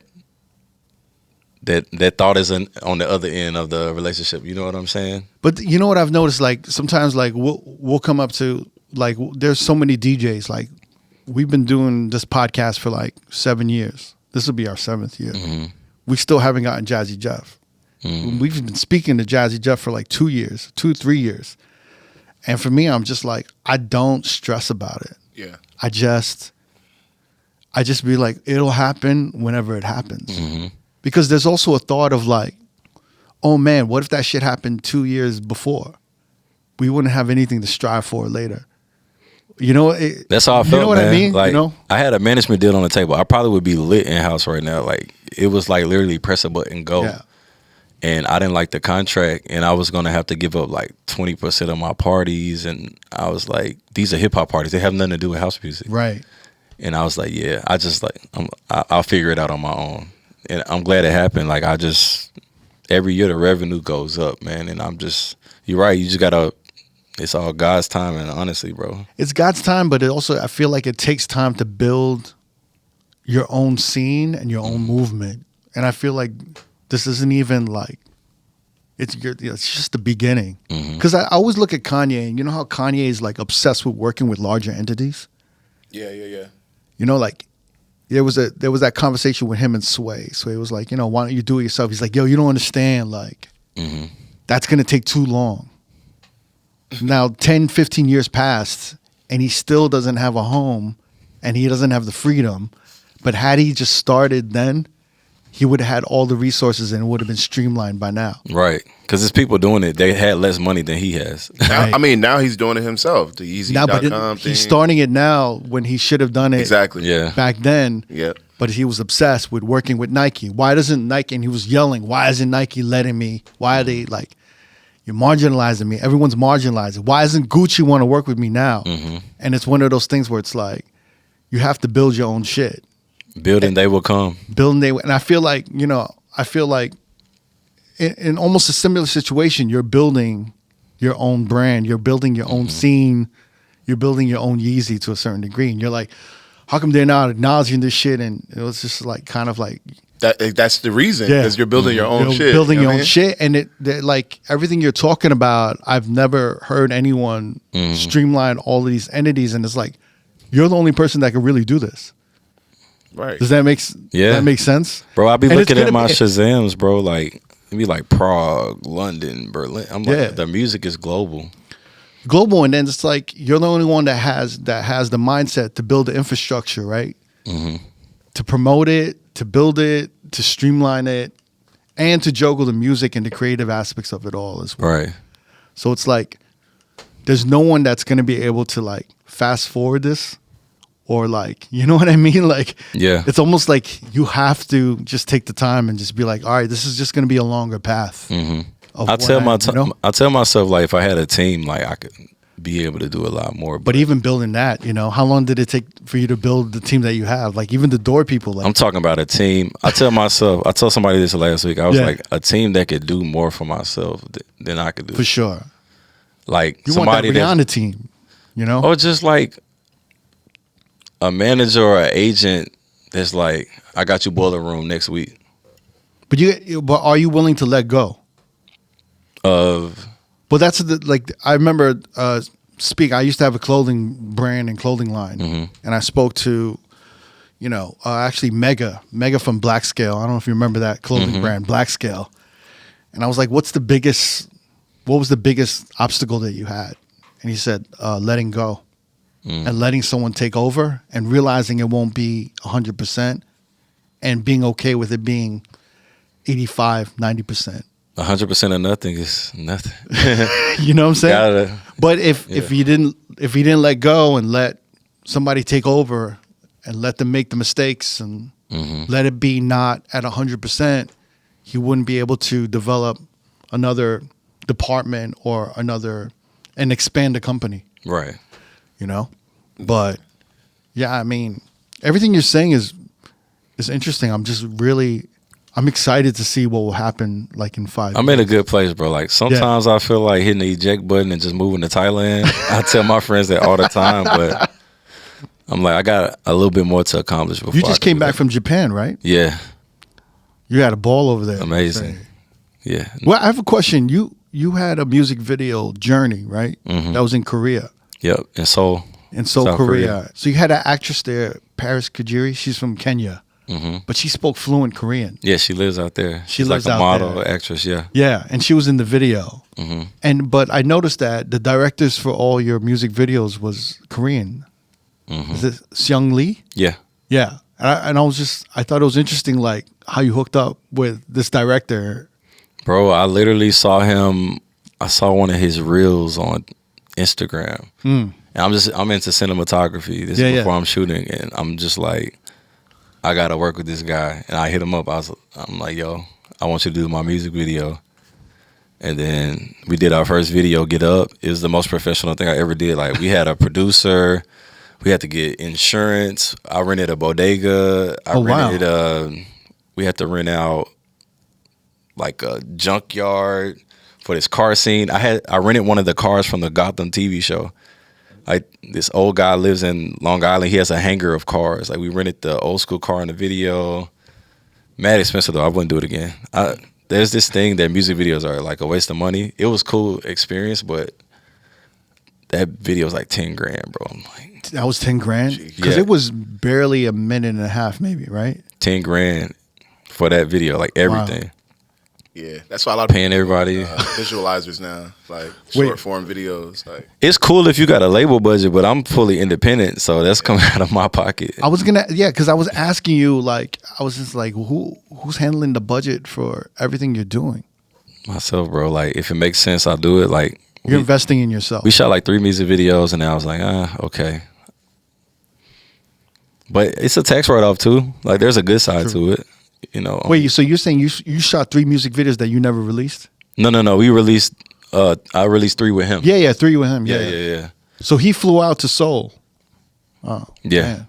And you didn't want to? Did you not have the budget to fly yourself out? Or you didn't want to go Nah, even at the time? So it was. I think he went out there and shot it in December. I think his mom was sick or something out there. He was already going to be out there with his dad or something. And then he was like, we were literally scouting the model before we left, and we just wrote the treatment, and he went out and shot it. It's beautiful. Yeah. I think it's like 1 million plays on YouTube on that Yeah. video. Yeah, lovely video. It is a beautiful video. But now Soul is one of my top like Apple Music countries. really, that listen to my because music. of that video. I think so. Yeah, That's crazy. it's crazy, man. I gotta go out there. I heard Soul is lit. I got to go out there too. you know he Korean, right? I'm Oh yeah, on fire. Somebody just hit me up about going to Taiwan too. Taiwan, yeah. Yeah, but I don't know what the scene is like out there. Shit. I mean, how many times have you been to Japan now? Just once. Just once. I think I'm gonna go back in November though. They're like, yo, whenever you want to come back. Yeah. Yeah, You loved it out I there. loved it. Shit. The food, it's like New York in the future. Like if New York was clean, I saw 1 rat the whole trip and 1 pigeon, bro. I could live out there, honestly. DJ Sinatra literally, he lives out there. Yeah. Like Shout he to can, Sinatra. Yeah. bro. He's holding down One Oak out there, right? Yeah. One Oak, Tokyo. Seeing how he lives out there, I'm like, yo, I could do this. But I don't think I would want to DJ and live out there. I think that would just be like future life. Just make music and Just make music and I've DJed so long, bro. Like I don't have to do it for forever. I mean, the cost of living is so fucking affordable, man. Amazing, They're bro. selling buildings for like 150,000, like three bedroom buildings out there, and then like the cost of food is just like you could probably live and eat really well for like less than $20 a day. Only thing I'm scared of is the earthquakes. They said they're overdue for some. It was an earthquake while I was out there. Oh, for real? Yeah. That was your first earthquake? I might have felt one in LA before, but this one's a little. I was like, yo, but yeah, man, I think I could live in Japan for sure. It's nice. So wait, you have so you take off from what do you say, November to February, Yeah. and you just travel. So Yep. do you want to venture out to Asia maybe this year? I might go to Thailand for a month, maybe. I think the visa is 60 days now Okay. for Americans. You know, there's only one other DJ that does that. MoMA. MoMA. Yeah, go to Africa. Yeah. Yeah. And he takes 4 months off. And Yeah, I think he was in Zanzibar last year, maybe. he's been doing that for a long time now. Bro, it's And peaceful. And I make the best music when I like take the time off. so that's why your production schedule is the way where it was. Where as soon as January hits, you start teasing the first single. I do 2 singles, then a project. Yeah, so like January, you hit the first single, second single in February, and then the project will drop in March or April. And I was thinking, was that something you intentionally wanted to do? Because in my head, I was thinking, oh, drop a project in March or April, and then bookings for the tour for the summer towards the fall. Is that kind of how you scheduled it, or is it just based around the time off that you have to do production? I mean, I used to have people I kind of work with, like, we were trying out management a little bit. Shout out Yeah. to Leroy Benrose. Like, he manages Lion Babe. He kind of put me onto, like, that kind of release schedule. And then I have teams that What was the thinking behind that release schedule? That's what I was wondering. So I have promo teams I work with for house music. They kind of I have a team that covers Australia, the UK, and then I have one based in out of LA, and then that covers all of North America. And then I have a PR guy based in the UK, and so that with all the teams, it just works best. And so like the first month they do like DJ promo and then get it out to press, and that just gives you enough time to like the record's already like getting spun in the club before it's even released, and it just worked for me. And then I feel like you're on people's mind for like 3 months. You know, I don't put out enough content like as an artist does, but that's just because I'm so busy with like events. So like I kind of just, as much as I want to be like a potential full-time artist, like I just like putting out music, bro, and growing my label. So it's interesting. I was looking at like, you know, because I thought you started really officially releasing music in 2020 is what I saw from your Bandcamp, you know? And then 2021, I feel like there was almost no releases. I feel like, you know, everything opened up and you were just working. That was that might have been the craziest DJ year. For you. Because I was like, yo, I'll never take DJing for granted again. Like when the pandemic happened, and bro, I came out swinging. Yeah. 2021 was... I made some bread, bro. Like, stupid bread. I made the most money I had ever made in my life. And I was like, okay, this is, being a DJ promoter is a little bit different, you know? I honestly think I see it now more than ever. I see curated events, and I see like themed parties, like, and the DJs that has been specializing in those particular parties, they're thriving like crazy right now. And immediately after the pandemic, you saw a lot of the parties that existed pre-pandemic, they almost like exploded and grew after the pandemic. And it created like a new platform for these DJs and these parties. And it just started growing and growing. Whereas the working DJs, when they came back to like lower rates. And the working DJs for like nightclubs are like kind of like struggling a little bit because they're at the mercy of the venues. They got to come to Brooklyn. I feel like I pay DJs the most, honestly. From what I hear about what for a whole night, I pay a DJ that for like hour and a half. Yeah, so, but I'm a DJ's DJ, so, you know, I'm going to take care of my people. And you're saying this is the difference between the Brooklyn scene and the Manhattan scene right now that you're... Yeah, for sure. I mean, you get paid in exposure in Manhattan for sure. And, no, I wouldn't Brooklyn, say so.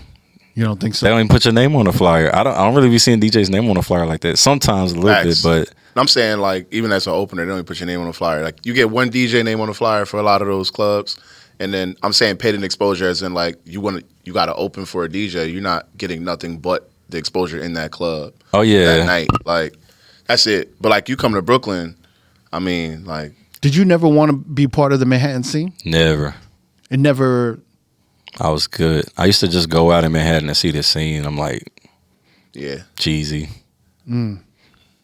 And it is. Like, you can't even... and don't get me wrong, I respect them for getting their money, but I knew you got to go through the promoters, and then your pay is capped for certain DJs. Like, yeah. You might be like a Spade. He probably get like a bag, but like, most of them DJs, I know what they make. It's like, you spending half the night, hold up night for that? Like, bro, I just made 10 grand in a night throwing my own party. What life you want to live, but it take a lot of work to brand yourself. But like, my pay is never capped. If I want to throw 5 parties in a week and figure out a way to do it, I'm going to do it. It's bread. This the new era of DJing. You had your mixtape era. You got the wedding DJs. You got your tour DJs, which your pay is capped as a tour DJ. It look lit though. You on tour with a major artist, but that's why I kind of got the tour DJ and stuff. I'm like, the money is in throwing your own parties, and then the promoter life kind of dead. Ain't no promoters in Brooklyn that I mean, it's a couple, but like for the most part, I think every DJ that's like running through the Brooklyn scene in like Lower Manhattan, they throwing their own parties. Whether it's at a little bar or a big venue. It's just like, one thing that I always kind of think about is, and y'all can like answer this, but does the economy of all the DJs throwing their own party, can that ever become oversaturated?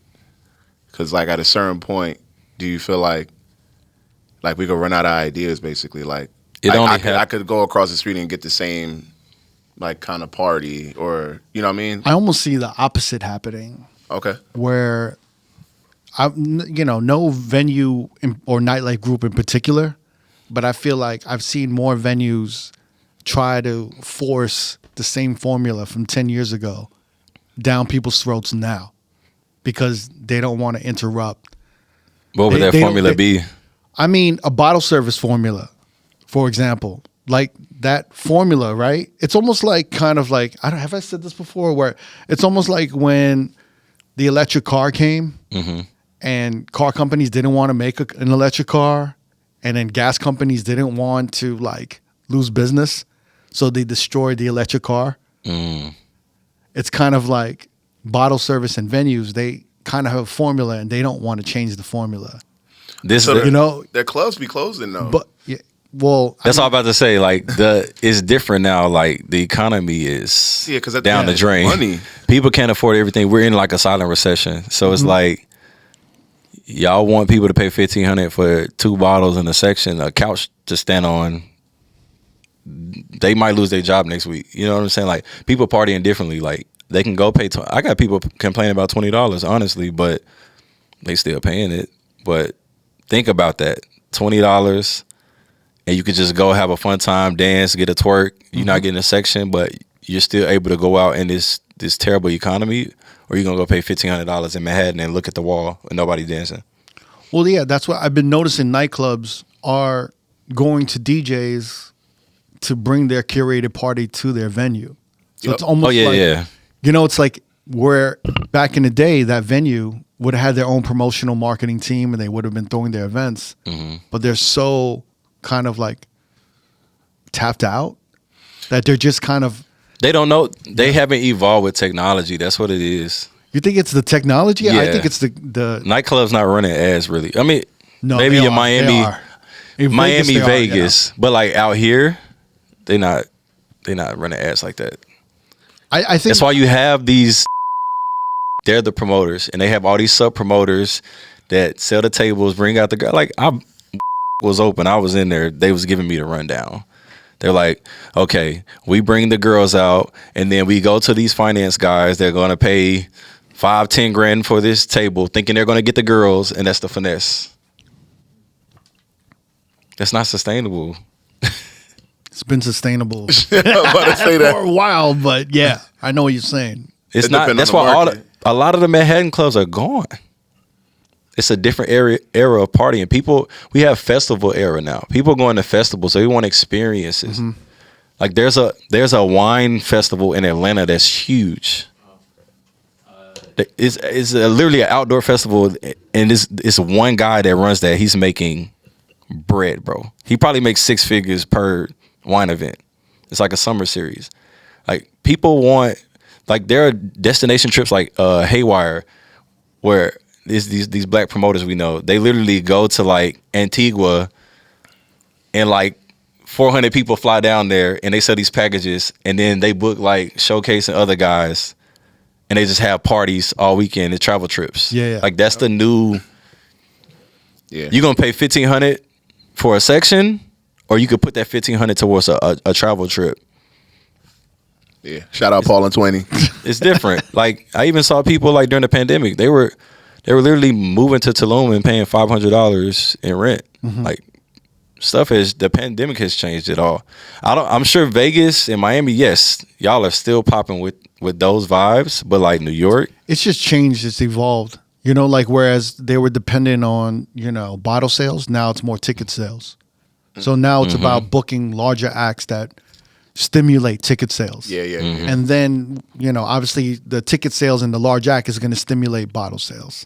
So it's just moved to a different thing. But, like for New York and what you're doing, and to go back to what you were asking, are DJs or are these curated parties, are they going to fall off?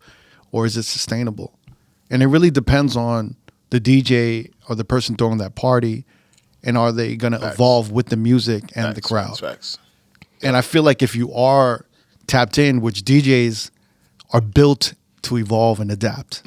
We are literally, it's in our, in a good DJ, it's in their mechanism. Yeah. It's in their routine to adapt. And and to always evolve, with the music and the changes and be like, what's next coming up? I think brand sponsorships could help with that. Like Do Over with Adidas throwing like a free party, everybody's always gonna go. Right. You know what I'm saying? I feel like that could help sustain like younger DJs. It's interesting though, but it's funny because this is one of those years, and maybe a little bit of last year too. The marketing and sponsorship dollars have gone down. Yep. A lot of these corporate companies are not spending what they used to because they're not. Have you ever pursued that, like with your parties? Like even like a liquor. I've thought about it. Liquor companies. We've always talked, but they not spending no bread. Mm-hmm. Why is that? I don't know, because I've seen Diageo cut checks for different parties, like get them like 10,000 or something. Like, it depends on who you know on the inside. Like, because a lot of the guys that I do know that get those dollars, they know the person at the company. Right. But like, it's crazy they don't reach out. Like, I do crazy volume, like Diageo, something like it could be an energy drink, a mixer, a Red Bull. Like I talk to the venues all the time. I'm like Industry City. I'm like, yo, I want to rent this LED wall. It's like $8,000. I don't want to pay that myself. But imagine if a Red Bull come in and power that. You got free advertising at an event with almost 2,000 people. That happens once a month. Right. But they don't know the underground. That's the problem. I consider my event still underground. Mm-hmm. Yeah. I'm wondering, have you ever thought about working with like a PR firm? Or like, I'm not against it, but a firm to help you with those kind of activations, as they would say, right? Yeah.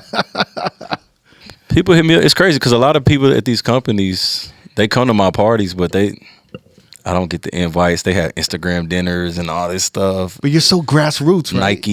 You're so organic and grassroots. It's almost like, like this whole world, you kind of got to get escorted in a little bit, right? Yes, because it's circles. Like a lot of people that work corporate went to the HBCUs of certain colleges, so they got Morehouse, Spelman, Howard, Hampton. Right. Like, so all those people in the industry, they run with each other.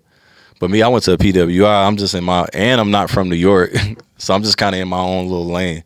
I knew 2 people when I moved up here, so. And he also said he's an introvert. So I mean, yeah. He said if you're not outside, you said you was playing 2K, right? Bro, I just did a deal with Shell, bro. With what? With Shell, Like the gas company? Yes. Like, what the fuck? Is he the president? What the fuck is going on? What you mean? I'm into cars. Oh, okay. So it was a whole like campaign about me, my music. That's tough. My car is my listening booth. And you brokered that all yourself? Yeah, they hit me up. That's tough. So it's like, y'all know how to find me. Like, So wait, what is your apprehension with not working with a manager or an agent? It's just because you haven't found the right person? just not haven't found the right person. But you're actively looking. Yeah, for sure. Interesting. There's always another level. And from what I see, like the billionaires and millionaires, they haven't got anywhere without other people. Yeah.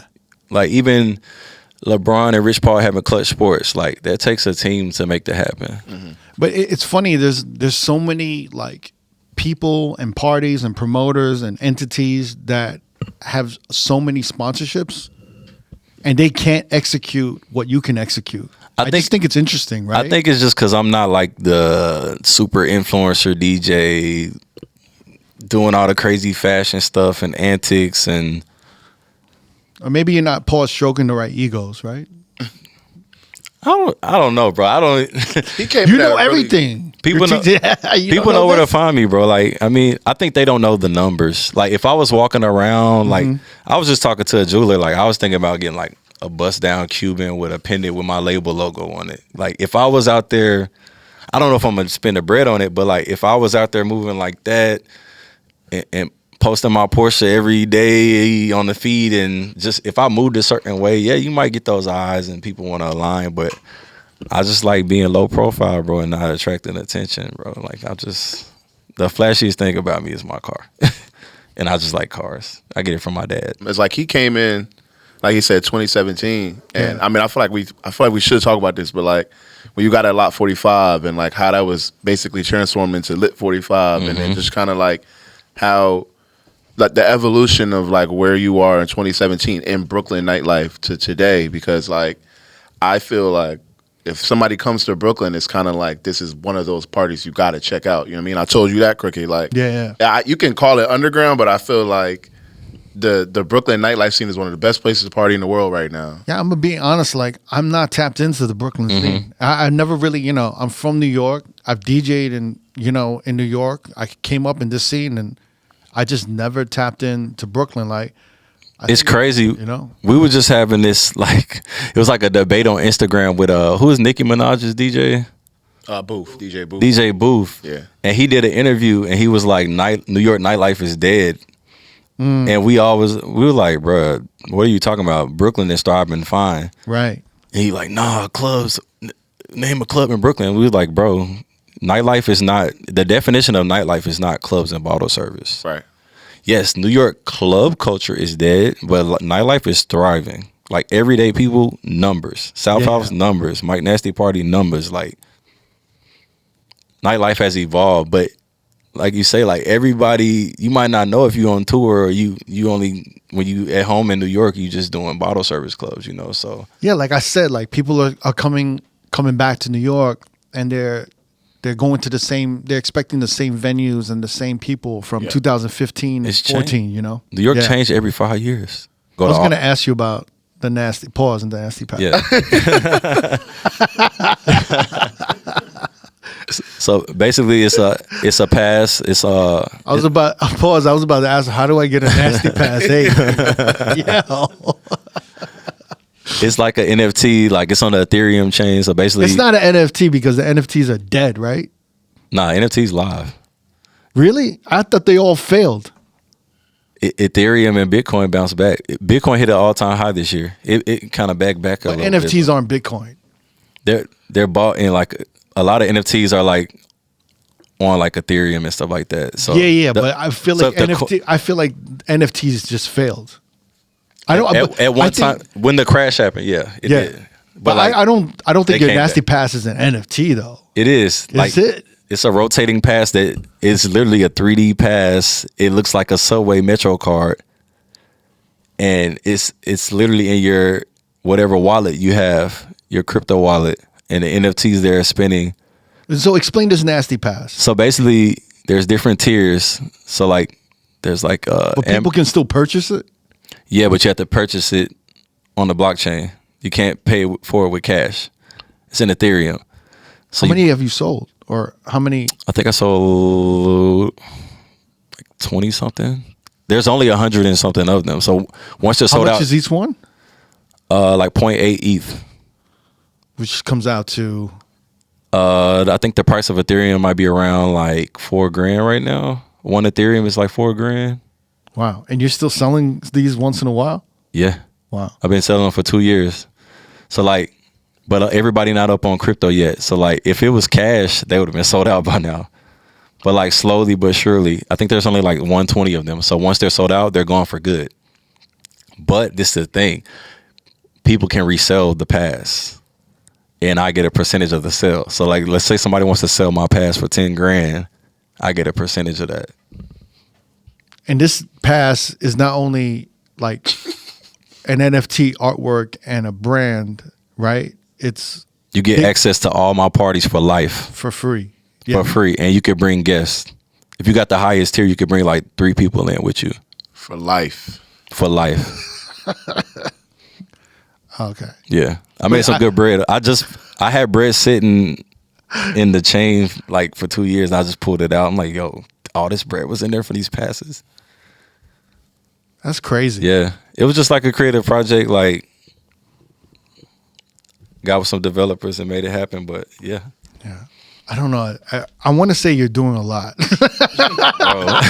Maybe too much. It's fun. Like, bro, my life, I just go to the gym and play video games and go play basketball, bro. Okay. Because, like, I'll take a day where, like, I automate everything. So that's, like, Monday, let's say I want to automate events for the next month. So they're already automated. I got all the flyers ahead of time. I was gonna say I noticed a lot of the artwork for your music it looks like AI. Yeah. Yeah. So I make those too. You got to do everything, bro. You're like Mr. Automated. It's cool, but I'm like a tech guy. So like I'm I'm into, like, I literally I get invited to like Web3 like parties and meetings and stuff like that. So Oh man. I'm trying to get some bread. I'm trying to get a grant, bro. I'm trying to. I while I'm in New York, I have to go to a Mike Nasty event. Yeah. And I gotta come through. Definitely. I don't have the pass, but just let me through. I got you. Yo, Mike, thank you for coming through and sitting down with us and, you know, spending this time. It's been really, really fascinating. Yo, thank you. This has been. I know? feel like I've just been chatting in a coffee shop. This has been great.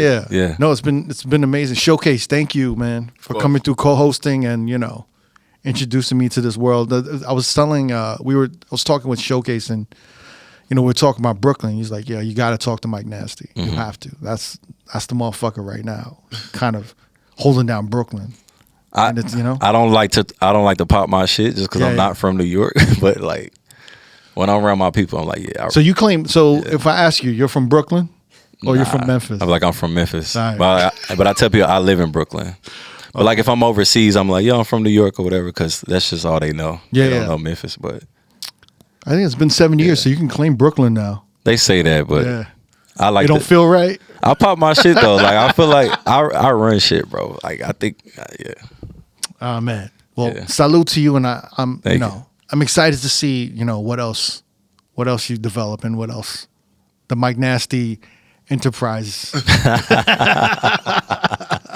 evolves to. Yo, all right, yo, thank you for coming through, Mike Nasty Showcase. Welcome, Once again, thank you, brother. Thank you, bro. This was great. If you want to watch more episodes from R.O.A.D Podcast, click either links on the left or the right. Don't forget to subscribe to our YouTube page and get updated on new uploads throughout the week. Peace.